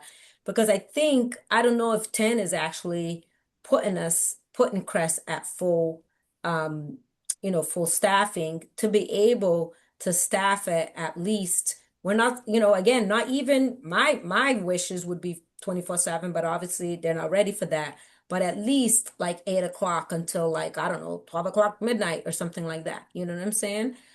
Which then I don't know if 10 would be enough, because usually you need 2 responders, right? At least per shift. So whatever that is. So I don't know if that equates to 10, but I just want to make sure that we ask for right, the correct number of responders, because we know that obviously if we say 10 and then they give us 10, they'll be like, oh, see, now we gave you all the full amount, blah, blah, blah. And so we just want to make sure that we say the numbers. Because I know CSWG, what we had put out and the budget we had put out was for 24/7 CRES. So it might not be that level of responders, but I don't know. I don't know if 10 would also do it. So Dan, we don't want to put you on the spot, but since Camila is not here, have you guys had conversations about numbers, optimal numbers? We have had brief conversations about it. It's always been that there's supposed to be 10, but we're at 5 right now. In my brief assessment, I think if we wanted extended hours in order to prevent work fatigue and be able to cover sufficiently, I think a low number is 12 responders. So that at least we have 3 teams of 2 on 2 shifts, with a little bit overlapping of the shifts midday, where it could be like 8 to 5 and like noon to 8 or 9, where there's a little bit of overlap midday, but there's always a shift in the morning and a shift in the evening. Um, so I think to do that sufficiently, bare minimum 12 responders would be ideal, to be able to have, like I said, 3 sets of 2 teams covering all these shifts. We But can start. what about though if someone's sick or whatever, you know what I'm saying? Wouldn't that kind of like throw off everything? Like wouldn't you at least need to have, I don't know, 13 responders or something I like mean, a that? 13th responder would be nice just as a coverage responder also. Yeah. There's lots Yeah. of little things that the number 12 is kind of a bare minimum in Okay. my perspective. Um, like I said, I'm still doing assessments. Like my specialty in my previous jobs are efficiency, turnaround, but also community walk around or wraparound services and whatnot, but in the education realm. So I'm kind of looking at everything, the team, what we're doing, and trying to put together an assessment like what would be ideal for us. So, is Camille, when is Camille back, or is she She'll be in back on her Monday. office next week or this week? Yeah, she'll be back on Monday. Okay. So I think of course we get her input, but you know 12 does not seem unreasonable based on the shifts that we just mentioned, 2 person per pair. So 12 responders and 2 people in leadership. Yeah, no, I And think an that administrative assistant. and admin, yeah. Yeah. Um, so I would still say to do at least one other responder in terms of if any of those folks are ill and stuff like that. So you would need to have at least I've always felt ask high and negotiate down if you have to. exactly. Also, who answers the phone? So That's what it usually responders answer the phone, but if Angel's here, Angel usually answers the phone, but the phone calls come through and all the responders' phone rings. So, we all have access to phones when they come in because usually it's a call for a responder. So our responders are answering phones along with administrative team. Okay. So can I just bring us back to the conclusion for a second? Because I want to see, Deborah, is the language that Erica proposed of saying, in fact, it is about increasing public safety, does that kind of get to your concern? Yeah, that gets to my concern in terms of the conclusion, but I still think that there's a lot of kind of soft language in the beginning too of the letter. It is deliberate. Yeah. No, I know because I read your email, so I know it's deliberate in terms of I get it. I totally Yeah. get it. So, I mean, obviously, I understand, but for me, I'm still kind of like, you It is know. a big ask, and we need them to read it. Yeah. Yeah. But that's the thing, though. I'm just like, ugh, uh, yeah. Well, there might be a way. So instead of saying, that we acknowledge there's improvement, we acknowledge that people are working on this. I mean, DEI is doing, all kinds of work in the community to try to improve things, but we don't have to acknowledge that there is improvement. We can just acknowledge that there's work towards it. Yeah, So I there, like that. I like that better. I can live with that. So yeah, see, yeah, I think kind of like maybe, yeah, you don't have to maybe go to my level, which would be like y'all on doing nothing. But you don't have to go, you don't have to go to my level. But but I think, yeah, maybe seeing you're working on it, I guess I yeah. can live with that. Yeah, I can tweak it a little bit for you, Everald. And I think the sentence that you talked about way at the beginning. Let me see. There were two sentences. I think it's the second paragraph. We could actually get rid of "we understand the barriers" and just say the first sentence and end with "progress made." Applaud progress made. So you don't have to say, that, or just, we acknowledge progress made. So there are ways of getting rid of some of the stuff and still keeping the conciliatory piece. Um, Yeah, I'll live with some of those, and that's why I wouldn't be able to work with you whatever because, like I said, I'm just gonna level it way up to that level of temperature that you will not like. So it would not be me. But maybe, yeah, maybe Erica, you can team up with Everett to kind of like yeah, that's why I did that I can live with though, but I want to be yeah, able to live with. Yeah. right. So And to maintain the integrity. Yeah, I'm perfectly fine with any edits as long as we go with positive, negative, positive, negative. It's like, yes, yeah, yeah. A little, or a neutral, little or pat on neutral. the back and then a kick in the Yeah. butt. Yeah, right, right. I mean, I think would it like they did take a vote. Hmm. We I And it think wasn't, could say we will continue to monitor um we will continue to monitor this reaffirmation Or, or, and or, as you tasked us to reflect back how the town is doing, we will continue to monitor and provide clear and you know clear feedback about progress. I mean, that is our charge. Mhm.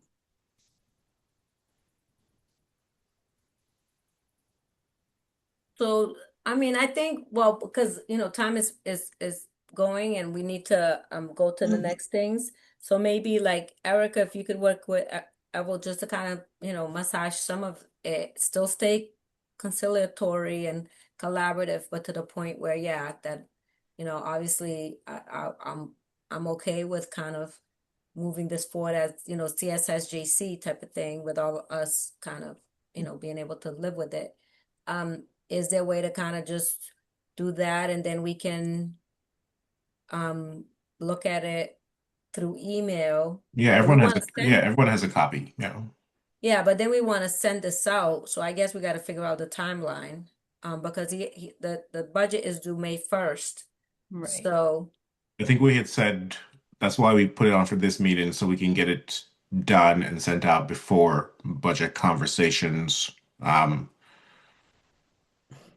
So yeah, because we want to send it, like you said, to the town council and the Paul Bachman. But what I'm saying is that obviously, like for me, I mean, maybe can we just vote on, yes, we want to send this out with some Mhm. edits, and then like this, we can just do it through email where, you and Erica can work on whatever little edits, kind of send it to us, and then we can get back to just the two of you and say, yay, whatever, or just be like, or give us a deadline. If I don't hear from you by this date, then it's good. Yeah. I think I like that better. If I don't hear from you by this date, then boom, then it gets sent. So we can kind of vote on it because for most of it, I definitely am right on board about it. It was just those few areas, which I'm sure, did you all get those areas that I kind of had? Okay. I Um, was kind of writing on my copy of it so I can share those squiggly underline things of where we would want to tweak mhm. things a little bit. Yep. Yeah. But So why don't you everyone send it to Everald, and I will also send, what I stated to Everald as well. So Everald, how about this? Everybody sends their comments to you. I'm going to, send yours as my comments to you as well. If you want to, try to draft it or put areas where you want me to have feedback on it, the two of us can work on it before we send it out to everybody else. Let's do that. And so um, I'm just looking at my calendar. Okay. Let's aim for a hard deadline of next Friday, which is the 20th, not for feedback, but to have like a final version. Yep. Yeah. So how about feedback no later than this Wednesday? okay. Okay. And we haven't heard from Lisette, so I don't know if Lisette you have anything, but just send everything to Everald. I'll send also what I heard today to Everald, and my comments, and then Everald, if you want to either work back and forth together or you want to meet online, we can do either or call. Are you sure it shouldn't be sent to you? Because my tone may not be. Oh yeah, send it to me then. Yeah, send me Yeah. everything. Let me send everything to me. I will try to incorporate it, and then I'll send it to Everald, and Everald, you can check it, and I will send you a text saying I just sent this to you. Could you check? Does this cover everything that everybody said? And then if we both think it's ready to send it back to the group, we'll send it back to the group. But do not reply all. If we send you something, just send it to me, and I will check in with Everald. So I think in the interest of making sure that we're just doing the right thing, we can vote to approve the letter with the tweaks that we have discussed that will be finalized By the in 20th. by the 20th. Yeah. So I guess I'm gonna hold an official vote just to make sure we're doing things on board. Or, Before we vote, I'm sorry. yep. So one of the things I said in my email as well is we should add specific CREST stats in there and essentially showing, because we've heard the argument where town council didn't know much about what CREST was doing. So I think it's important that we actually have a conversation with Camille to get some updated. I didn't think we had sufficient tonight, to Deborah's point, to really show what CREST has been doing, so we can actually put actual numbers and data in there to say, this is the work, and with more funding, CREST can do even more. But can you get that from like Camille? I think we have to, yes. Okay. Yeah. Yeah, on Monday. I was going to, I read, I saw her update. I was going to grab some information from that because the newsletter, there's a lot of information in there, but I wanted to make sure, unless she had something already prepared for town council, or whatever, when she gave her department updates, to grab that information. But yes, I can reach out to her on Monday for that. Yeah, and then just confirm, the numbers that we would need for the extending the hours though, because that's a thing that would need to happen. And into the weekend though too, not just Monday through Friday. Yeah, hopefully she has, usually coming back from time off, you're busier than here. So Yeah. hopefully she has some time. Yeah. But she should have something, like you said. She probably has something that she's already prepared or whatever. Yeah. As opposed to reinventing the wheel. It's not like we're asking her to go write something. She probably has something already. I'm sure if they had to prepare 3 different types of budgets, it's there. Yeah. Yeah. All right. So then I'm gonna move that we vote to approve sending this a version of this letter with final feedback due next Wednesday and a final version compiled next Friday, to also incorporate the data to be obtained from Chris. Is there a second? I second it. Second. Excellent. So Erica, Yes. Deborah, Yes. Everald, Yes. Lisette, Yes. and me, yes. All right, so that is our plan for the letter. I'm going to take it off the screen now. What is next? What are we talking about now? Sorry, where did I put that? Okay. So now the next one is Okay. Rob. All right. So I sent, did I? Okay. My computer has been problematic. So I sent a copy of the letter. Could people open it? Mhm. Yes. Okay. So that was the letter that I had sent from Deborah and I, thinking that the Resident Oversight Board discussion was going to be yesterday at GOL, which I was told it was not going to be. So I did want something on record with them from us just in case. But from my understanding, they did not talk about that yesterday. So we can resend the letter as the full committee, with some tweaks to the first paragraph, since the first paragraph talked about Deborah and I serving on the Resident Oversight Board, whatever it was, committee, what were we?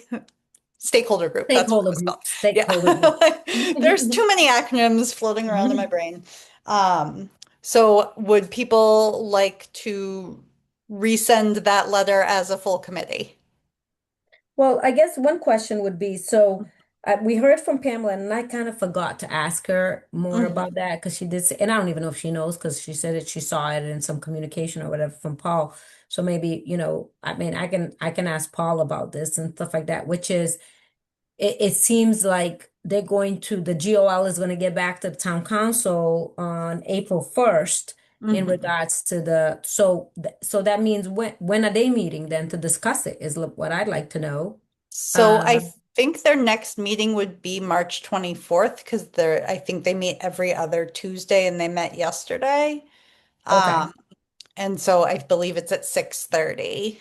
Okay, Um, so at 6:30 on March 24th is probably when they're going to talk about Rob, and then they're going to be presenting to the town council on their decision on April 1st. That's our understanding then, right? that's the understanding, yeah. Okay, all right, okay. All right, so then, yeah, so then the question, I guess, because obviously you all saw that, Allegra and I already sent that out to them as co-chairs, because of course we hadn't met. We were thinking that they were gonna meet, prior to this meeting, so what do you all think in terms of changing it, just tweaking a little bit and then sending it out as part of CSSJC?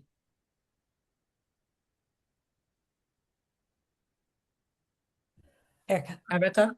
I thought it was pretty comprehensive and complete. I loved the table. I liked the fact that you guys quoted research. I thought it was pretty clear. I would vote just to say the whole committee supports this.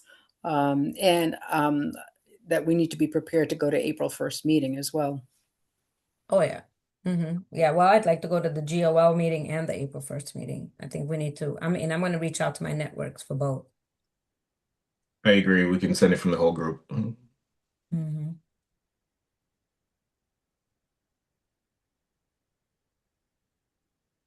I guess I'm going to be formal again because I was just formal last time and it would be weird to not be consistent. So I move that I change the language in the introductory paragraph to reflect that it is a letter from the full committee, and then we will send it from the full committee again to GOL. And I second it. Excellent. Erica, Yes. Deborah, Yes. Everald, Yes. Lucette, Yes. and me, yes. Okay, so resend GOL. Rob letter. Okay. And as far as we know, there's nothing else to update because they haven't actually talked about it yet. Okay, ice updates. So there was a meeting, the town council had the meeting on February 23rd, which was the snowstorm. So it was a remote only meeting. And it's my understanding that it passed with 9 yes votes and 2 abstentions. And there were 2 absent during the vote itself that were present at other parts of the meeting. Um, and I think some, Intentional though? What was it intentional that they were absent during the no vote? comment. I did not, I actually was unable to watch the meeting. Oh, okay. So you were. So I don't know. Mm-hmm. Um, it Okay. was, it Who was, were the two abstent who the 2 abstentions were Town Council President Mandy Johanneke and George Ryan from District 3.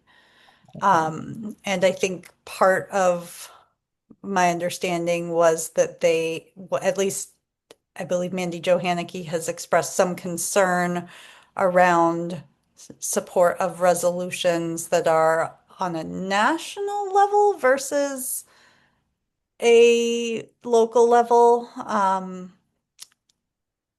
which doesn't really apply in this case, I don't think, since there have been Yeah, local I incidents ICE with is it. in town. It's in Amherst. ICE has grabbed and taken our residents because I know several Correct. people that have been taken. Yeah, So I don't know how she's saying it's national. right. Okay. So anyway, those are who voted or who did not vote in support of it. I'm sorry, Allegra. I walked away. What did the town council vote on or didn't vote on? So this was the resolution regarding I both in showing support for not entering into any new agreements between local law enforcement and ICE, and then asking that the district attorney and attorney general open criminal cases when ICE or other federal agents in the duty of enforcement operations and deportations and detentions. If there are crimes committed like assault and battery, threatening, attempted murder, that sort of thing, that those officers be charged with criminal offenses under Massachusetts statutes. Yeah, damaging property because some of them have hit people's cars, have done all Mhm. of those things too. Yeah. Jeez, all right. Thanks. And so it passed 9 counselors voted yes, and then 2 abstained that were present during the vote, and 2 were not present during the vote. Oh, but we still know who the two are. So one was Lynn, and I think the other was Sam McLeod, who is the Okay. new counselor in District 5. McLeod, okay. But yeah, I think it ended up being co-sponsored by, so Jill Brevick was the lead sponsor from District 1. Amber Cano Martin from District 2 co-sponsored it. Jennifer Taub from District 4 co-sponsored it. Anna Devlin Gauthier from District 5 co-sponsored it. I know Hala, oh, Alicia Walker at large Yeah. also co-sponsored it. I can't remember if Hala signed on as a sponsor or if she just supported it, but Hala supported it, Pam Rooney supported it, Andy Churchill supported it,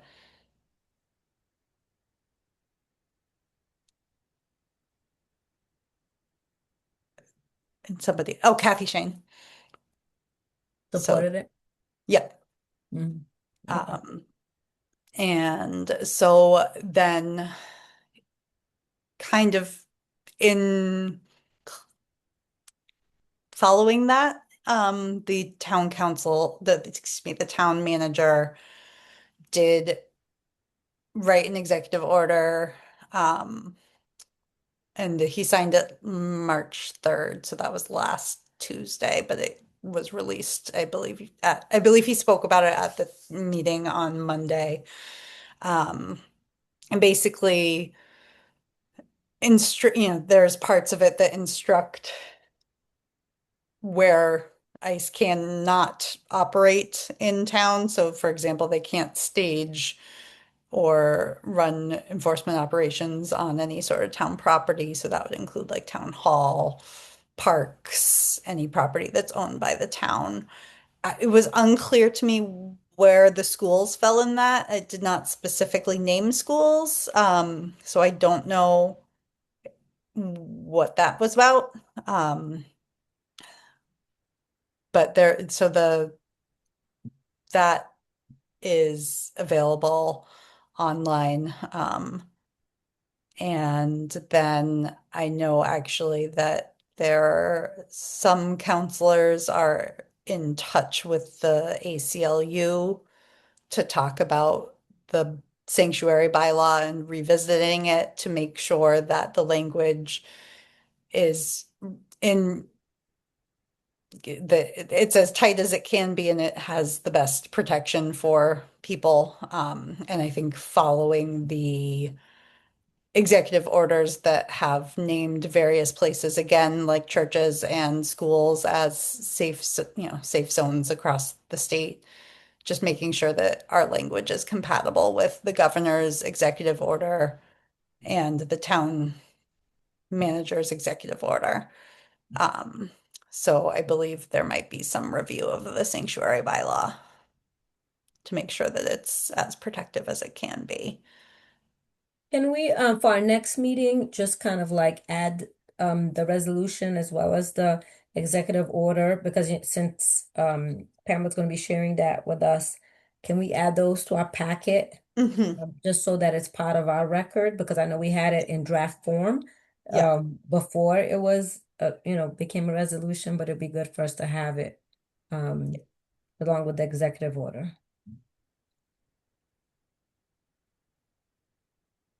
And Erica? So this came up at District 1 meeting. Jill Breivik talked about this. One of the things that she talked about was that she, and I cannot remember who else, met with Chief Ting. And before I make my statement, I'm going to say that she asked the group that was there, because what she stated, I wanted clarification, and it was very disturbing what her response was. But she said that supposedly Chief Ting and APD is going to put out a statement. But what she said is that even though we have this resolution and executive order, that APD will not interfere with federal agents. And my clarification was, if I get stopped because profiling is considered legal in America now, and I have the right not to get out of my car, and there's illegal behavior and I call 911, does that mean APD will not protect me? And what she said is they will not interfere with federal agents. And that is absolutely horrifying. And so my response was, defund the police. I don't want my taxes going to a police force that's not going to protect me if I'm a resident of Amherst. And granted, this is happening to immigrant people everywhere. But if the police is not going to protect people with regard to safety, then what is their job? I thought it was public safety. So what she said is that supposedly they take their orders from the chief of the state police, that takes their orders from our attorney general, and our attorney general needs to make a statement and be very clear about what the role of public safety is in Massachusetts. So it's very disturbing, and it's very unclear to me. So I keep on looking on APD's website to see if there's anything that's come out, but so far nothing's come out. Yeah, that is extremely disturbing, because again, Erica, it's not just towards immigrants. They can racial profile towards anyone because they don't know if they're, here legally or not per their stuff. You know what I'm saying? So it's just like anybody who is of color is susceptible to being mistreated. Exactly. Anyone that looks like us is susceptible to being mistreated. So that's illegal. So the APD is saying that they're not going to intervene and protect Amherst residents from illegal behavior is extremely disturbing. That's not what, with the resolution and everything else that's in place, they're not supposed to be cooperating with any of what they do. But if they see illegal behavior, because that would be illegal behavior, someone crashing my car, right? Or dragging me out of a car or what have you because of the color of my skin, that is illegal behavior. I have And a they would just question. stand there and not get involved. Lisette, I'm sorry, I should have raised my hand. that's fine. Um, so is that up to the chief of police? Well, remember what Erica said that I guess he's putting coverage all the way up to state police and then Attorney Attorney General. General's office, passing the buck, called pass the buck. Okay. Yeah. So for us, how are we going to address that? Because obviously we've invited him. Should we invite him to come meet with us to CSSJC to meet at, but we've invited him to other meetings of ours. He never comes. So I would like to hear firsthand from Chief Ting in terms of what they're doing with ICE. I know the Human Rights Commission, that they're asking for a public records request for them in terms of their interactions with ICE. That was the other thing. That was the thing that I was supposed to say, is that in the bylaw, there is a provision that any three residents together can put in a request for, like, a public records request regarding any collaboration, or I'll have to look exactly what it is, but um any interaction between APD and ICE. And I think sometimes it could even be small as, did ICE request any information about anybody that was in the custody of APD during the course of an arrest, and then did APD respond to that request? Um, Exactly. And I was one of the people that actually signed on to it. So, okay. because Because you're I right. was going to say we could potentially work with the HRC to kind of stagger requests if we wanted to, to just keep the information flowing, even if it was like quarterly. Well, why don't I'll reach out to Ronnie and find out where things stand, because like I said, I signed on to it. I was one of the three that she got the signatures and stuff like that. So I'm assuming she got the other two, and that went in, but I can check in with her and get an update on that. Deborah, can I Mhm. ask, well, this group, that maybe it would be a good idea to work with the Human Rights Commission to ask Chief Ting to come to a joint meeting? I think that's a Yeah. good idea. I think I I'm thinking about my words. Um, I Perhaps there would be less evasiveness were it not Resistance? just coming from our group. Um, but I do think that it's an important conversation to be having, and other than opening it to a huge forum where the police are but an entity involved in a forum that probably, like, some other entities might not want to share a panel with the police because it doesn't feel safe. I just don't know how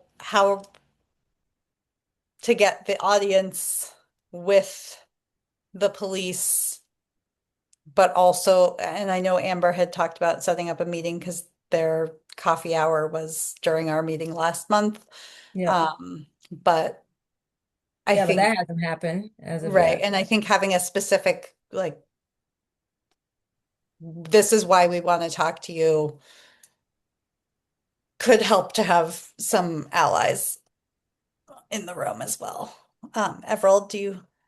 Is there no requirement that the chief of police like give the town council periodic updates, like publicly? don't know. And maybe that's, if there's not, maybe that's something that they could talk about in the bylaw revision. Well, they certainly do go to the finance committee and present themselves. They All sure right, so do. then what do you all want me to talk to Ronnie about? So obviously I'm gonna talk to her about where the records request, where things stand with that. Do you want me to talk to her about doing a joint meeting or inviting the chief to one of our meetings jointly? Mhm. I guess we could find out what their schedule is and then what our schedule is. Then maybe we could figure that out, what would be. I'll send an email to you all when I get that information. But for me, I mean, sooner rather than later, I would Yeah. think. Or if the records request is coming, let's say, soonish, it would be good to have that information too before we meet with him. Mhm. So I'll get information from her and then I'll email the group. Okay? Sounds good. All right. Anything else on ICE resolution law stuff right now?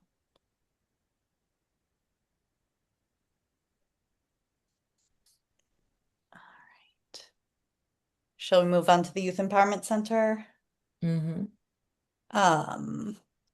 So we don't have any updates with that. It sounds like, other than my brain, like the time space continuum isn't functioning well. So if this already happened at the last meeting, I apologize. But there was a meeting of the finance committee when they were talking about the roof for the middle school and whether or not to approve that, which they have now approved that this week. But they were kind of talking about where are we going to get some extra money? And I believe it was Kathy Shane said like, oh, is that money, that $450,000 still earmarked for the Youth Empowerment Center? And I think it might have been Lynn who then said, yes, it is. Maybe we should look into reallocating that.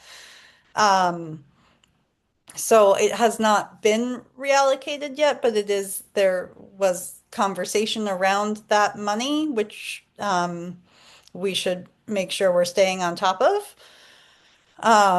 And I guess the other question would be, it looks like there's the newish economic director in town who has just requested money, and I don't know where that money is being requested from, but to do a study into the feasibility of the Wildwood site.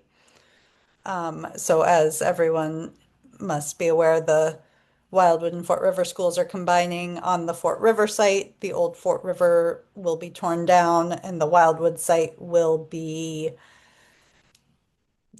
how they usually do it is the school committee would have to, I think, vote to deaccession the property and put it back onto the town's property inventory. And then the town can decide what they want to do with it. People have mentioned it as a possible site for a community center. Could be a site for both youth empowerment and BIPOC cultural center. Could even potentially house Crescent DEI, and then perhaps the senior center could all just take over the bangs, and then everybody would have some space.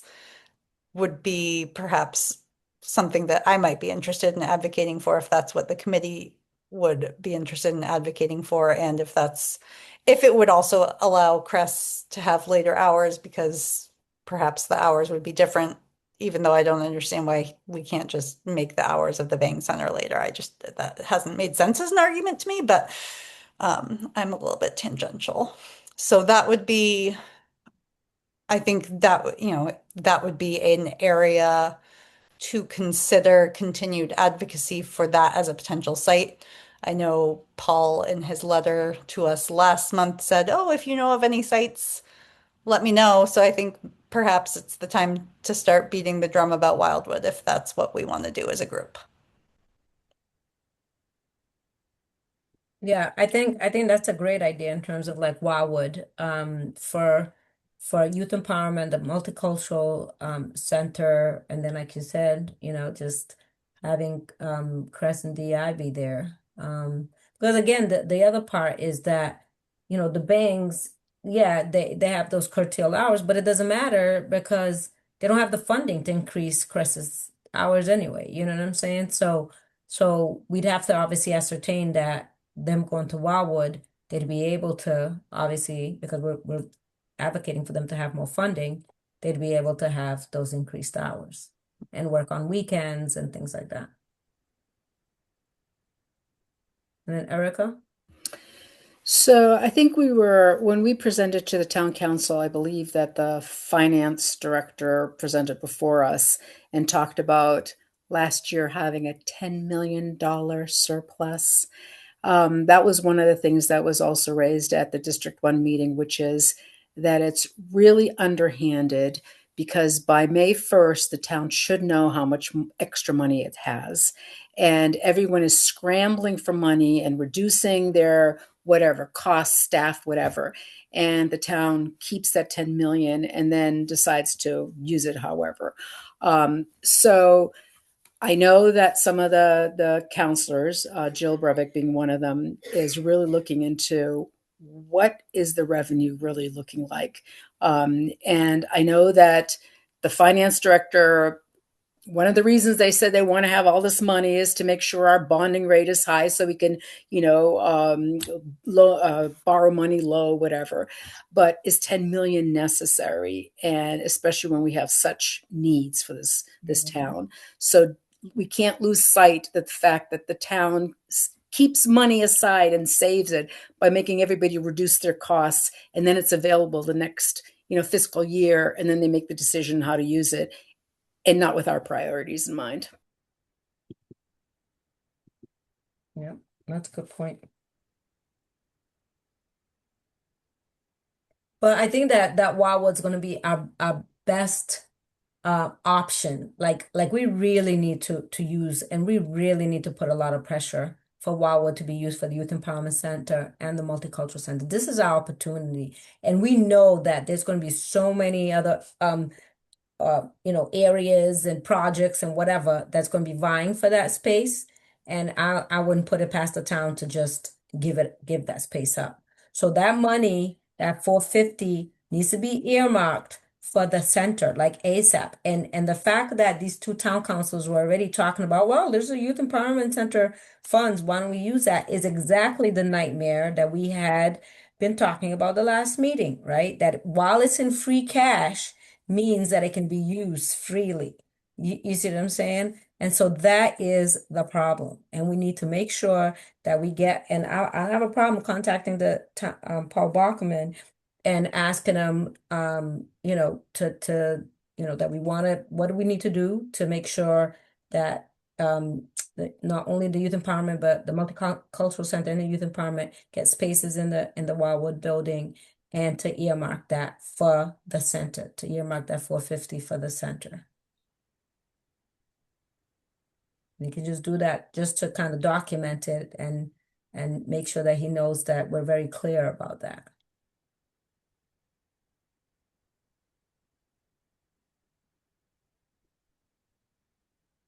So you'll reach out to him, Deborah? Yeah, I will.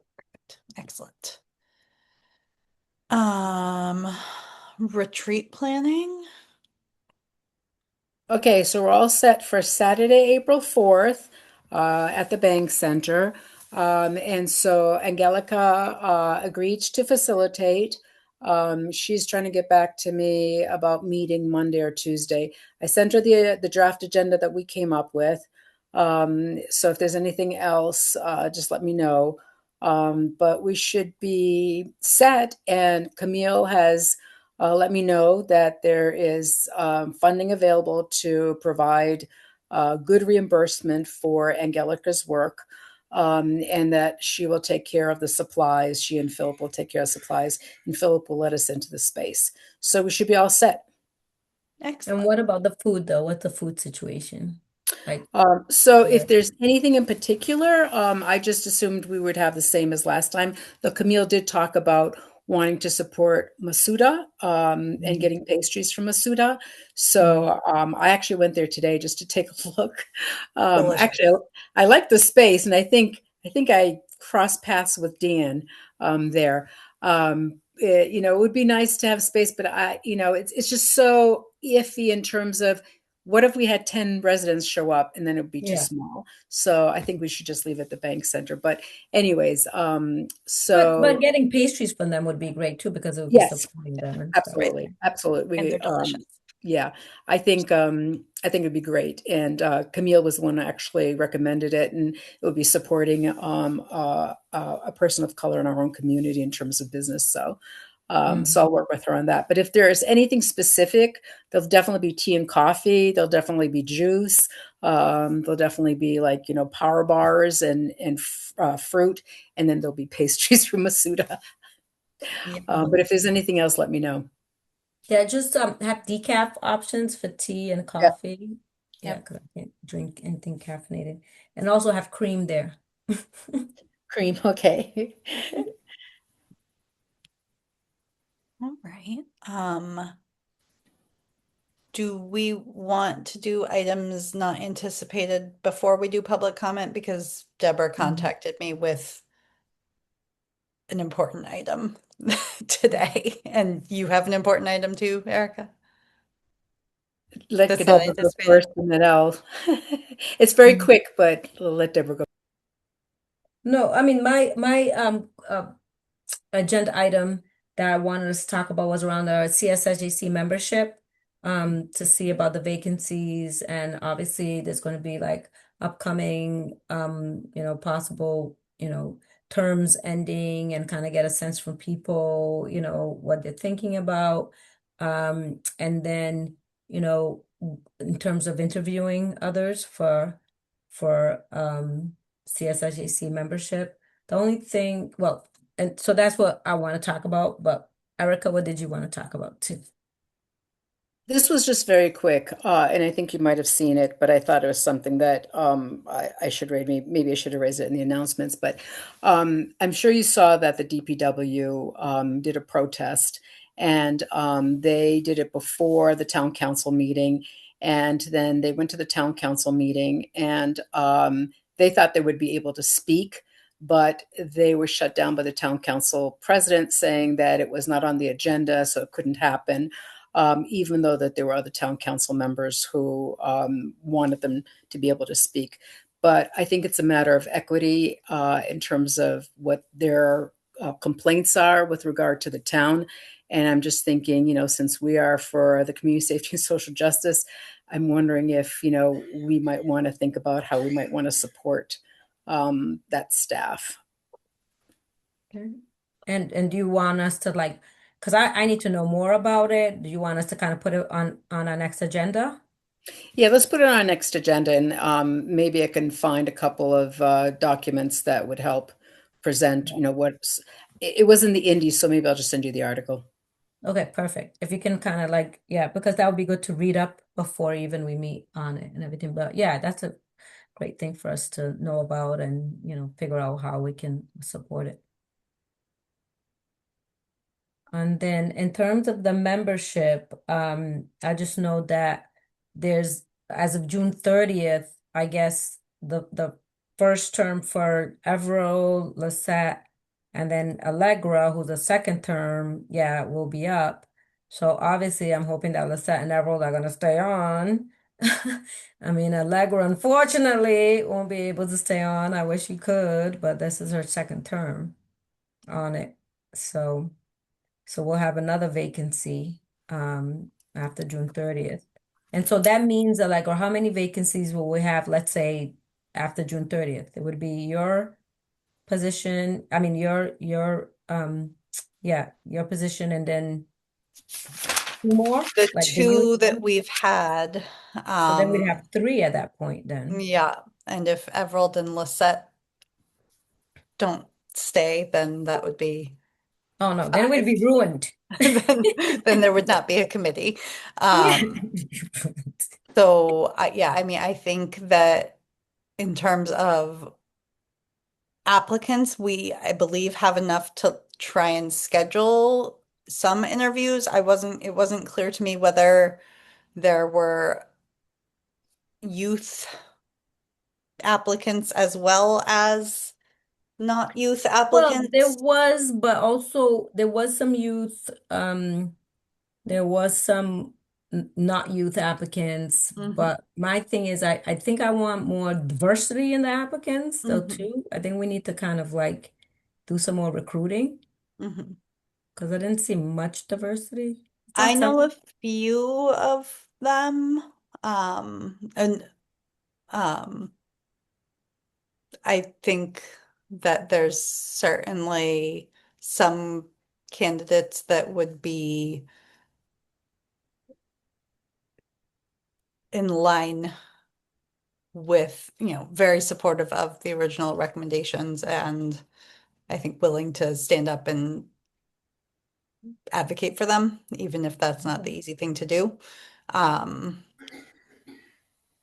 I mean, I know that there, at least from the list I saw, I think there were two women of color and one white woman that I'm aware of.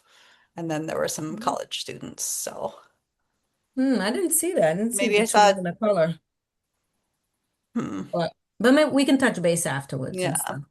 Yeah.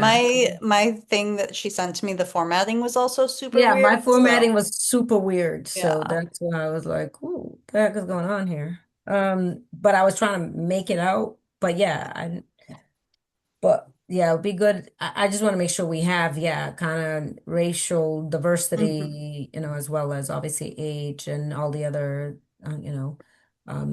sexual orientation, gender, all of those aspects too. But I want to also make sure we have racial diversity in there also. But yeah, but obviously overall is like, getting members that are willing to, um, speak their mind to, and, obviously be passionate, about these issues and have the time to, to, dedicate to this because it's a lot of time as we know. So you have to be dedicated and be willing to contribute and, be part of it. So. Yeah, which isn't easy. It's a big ask, so that's why the passion has to be the biggest part, which again, I mean, obviously, Lisette, Emerald, I know that you all probably thinking through everything because I know it's a lot of time commitment, but again, I do hope you all are gonna stay on. I intend to. I haven't Yeah. heard anything from actually I wasn't even thinking about that. Do I need to like reapply or something? Yeah. No. I don't, usually I think Paul would reach out and ask if you want to be reappointed when you have is that right? Yeah, I remember the issues I had. Yeah. But I don't think Absolutely. you all are gonna have the issues that I had. But yeah, because me what I did was I before my time was up, like, whatever, it was even maybe a month and a half before or whatever, I was like, hey, I want to be reappointed. And then all the brouhaha happened, right? When he didn't want to reappoint me and stuff like that. So I don't think you all will have, but I think it's always just good to kind of just let him know your intention that you want to be reappointed, and then yeah, and then he'll reach out to you and say you want to be reappointed, and then you get reappointed. No problem. Allegra didn't have any problems. Not the first time. Huh? Huh? I You said not the said. first time, but he's hip to my ways. Erica, you have your hand up. So a couple of things. One, maybe we should use April 11th also as a recruitment opportunity. That's one. The other is I can reach back out to Angela DeMills and see if there are any new, like an update on any new applicants. Well, we And actually already got that. We do have to okay. update. Oh, good, good, Yeah. good, good. We're in Okay, we're in so touch with Angela. perfect, perfect. Okay, so I don't need to do that. Then Mm-mm. my last comment, unless any of you have seen it anywhere, I have not found any place where it says that someone cannot serve a third term. I was on the Amherst Municipal Affordable Housing Trust 6 years. And so both co-chairs, myself and the other co-chair, we looked because there was a particular person where Paul wanted that person to not continue anymore, and we wanted that person to continue, but unfortunately the person decided that they didn't want to continue, but we would have fought for that person if that person had wanted to continue. I don't think, especially with the difficulty of this town getting volunteers, that if somebody wants to stay on, I don't understand why they cannot stay on for another term. So I think it's something we should talk to Hala about, or I mean, I can talk to my own representative about if one, finding where that's written, and two, if it is written somewhere, changing that. Yeah, but Erica, I don't think they're gonna have any problems. I just said he had a problem with me, obviously, as I had put out that he was retaliating against me. So I Oh don't no, think certainly. anybody else, Yeah. no one else is gonna have any issues Yeah, getting but reappointed to Allegra, if CSSJC. Allegra wanted to stay, why should she get Oh, on? but they say it's 2 terms. But where's it written? It's not written Oh, anywhere. We couldn't find it anywhere. That's the thing, okay. because that's what we were told too with regard to this individual. Oh, that person has already been on not just 2 terms, Oh, three okay. terms. And I said, where's it written? Yeah, We because can't there were find some people, yeah, because we had looked and we had gone, because I had done a public records request during that time. We had gotten information where there's people that have been beyond two it. terms. You are right about that. Yeah, so I would like to know. I mean, I think it's at the discretion of the town manager, which I don't think is right. I mean, with regard to how difficult it is to get volunteers, and if somebody wants to stay on a committee, that it should be their right to be able to stay on for continuity. I don't see anybody banging down the doors to get onto our committee. So I mean, I can send an email to Paul and ask him, where's it written? Or I can send an email to my representative and ask, could you find out where it's written? So Mhm. either way, let me know what you want me to do. Well, first we have to find out from Allegra whether she'd be willing to stay on a 3rd term, which I would be like, yes, stay, stay, stay, Just putting stay. her on the spot. I mean, I would love to. I think that, I also, if there were people that wanted to be on the committee, would want to step aside. I might step down as chair. I don't know. Give And some, leave I me? know, I know, No, you can't do somebody that. else seems like they could benefit from being the co-chair for a little while.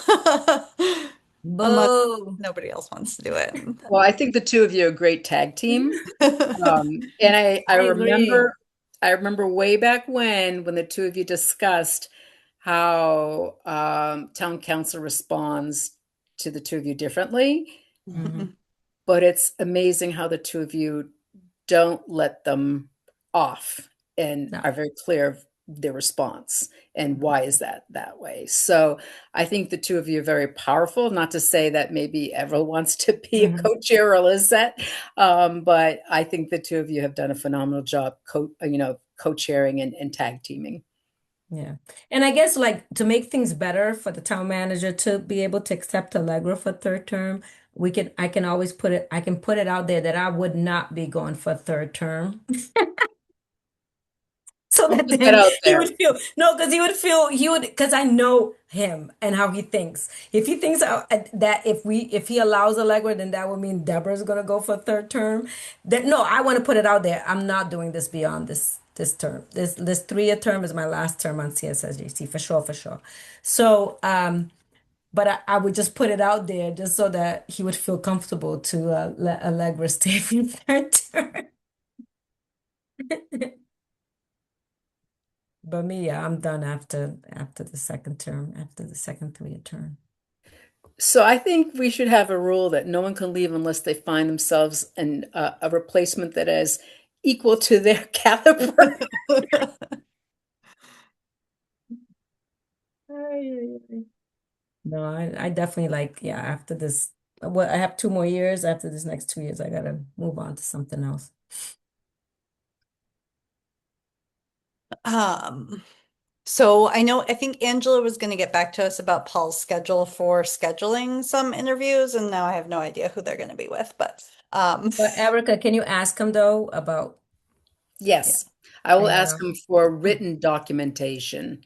mhm, And yeah, I want to see written documentation.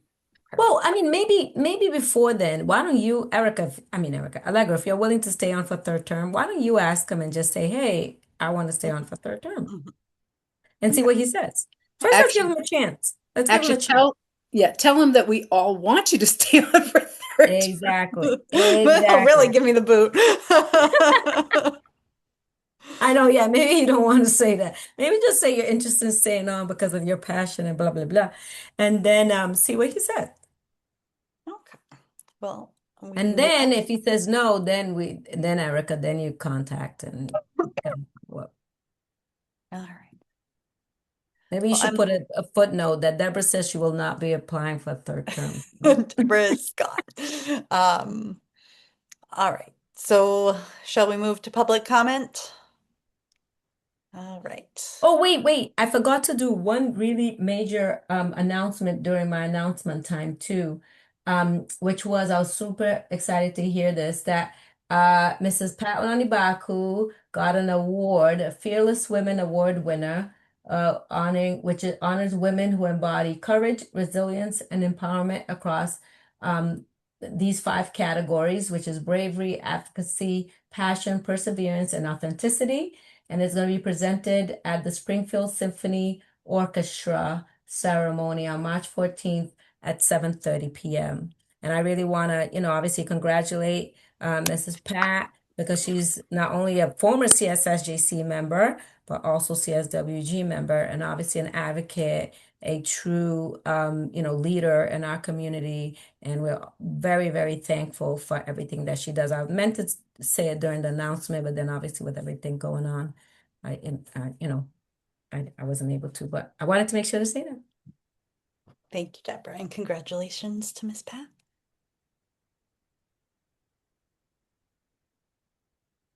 So if anyone would like to make public comment, you can use the raise hand function. Oh, all right.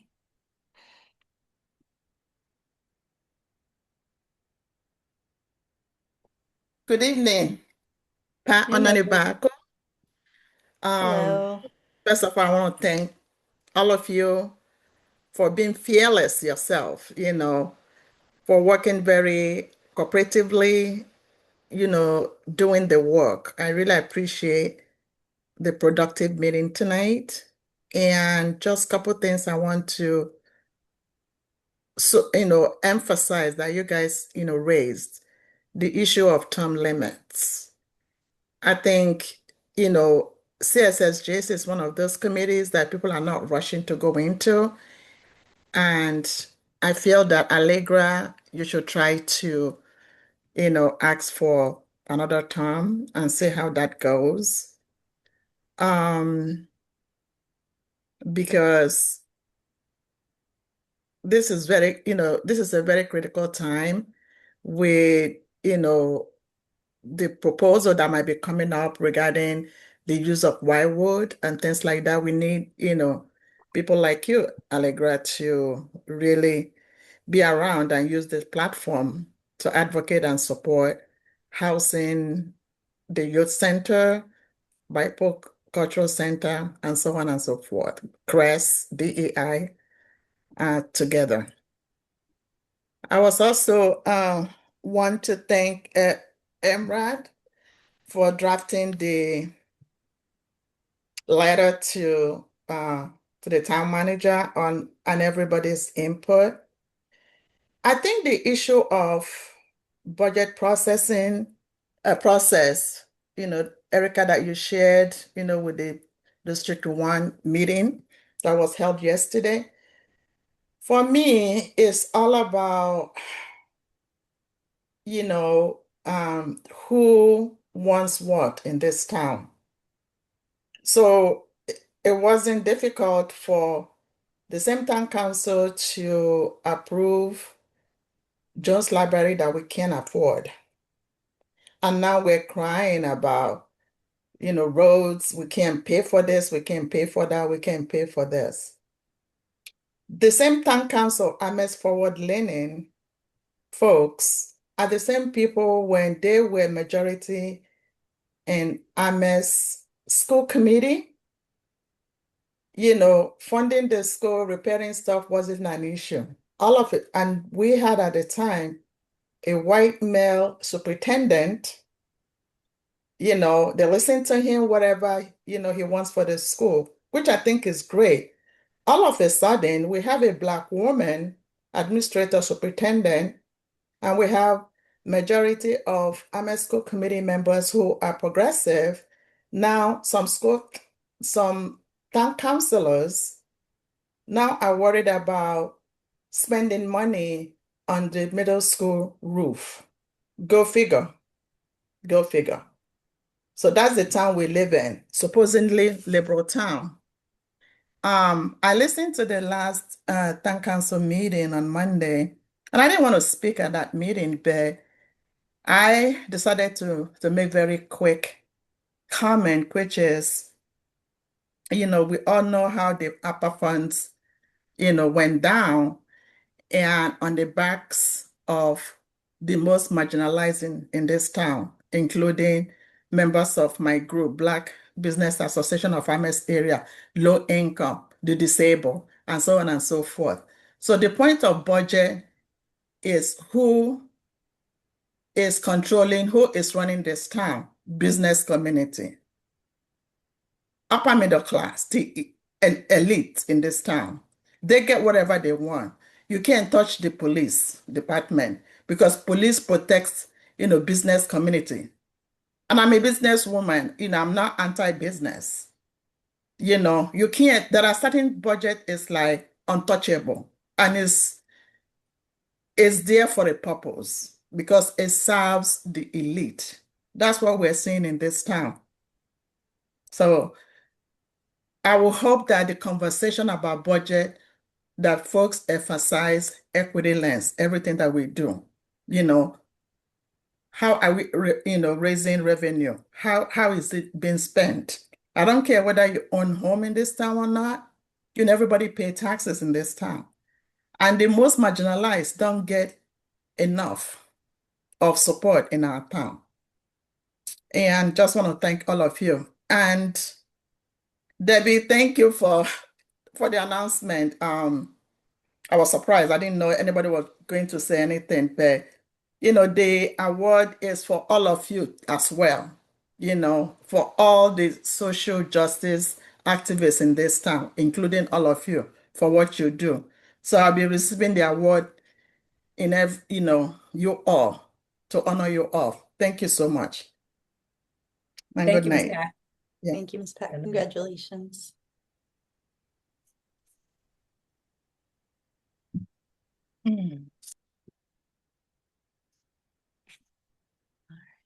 Not seeing any other hands. I think we can adjourn at 9:06. Well, the only thing is just the agenda items. We have that and the next meeting. Keeping me on track, Deborah. Hey, that's what we do. We help each other out. Exactly.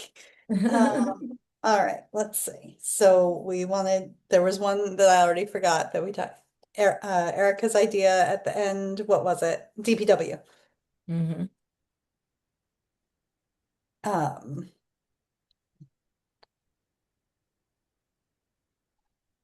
Then there was another one though too. there was another one.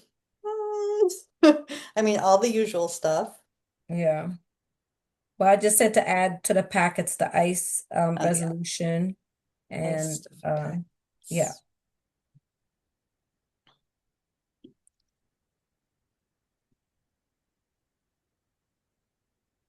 If there's any other one, if I remember it, we'll send it in too. All right. And the next meeting is April 8th. April 8th.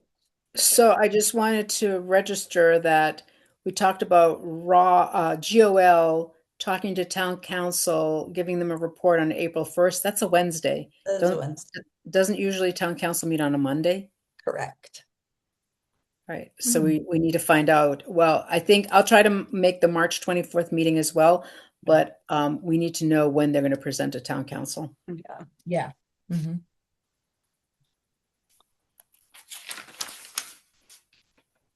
All right. So it is 9:08 and we are adjourning. Everyone, I hope you have a good evening.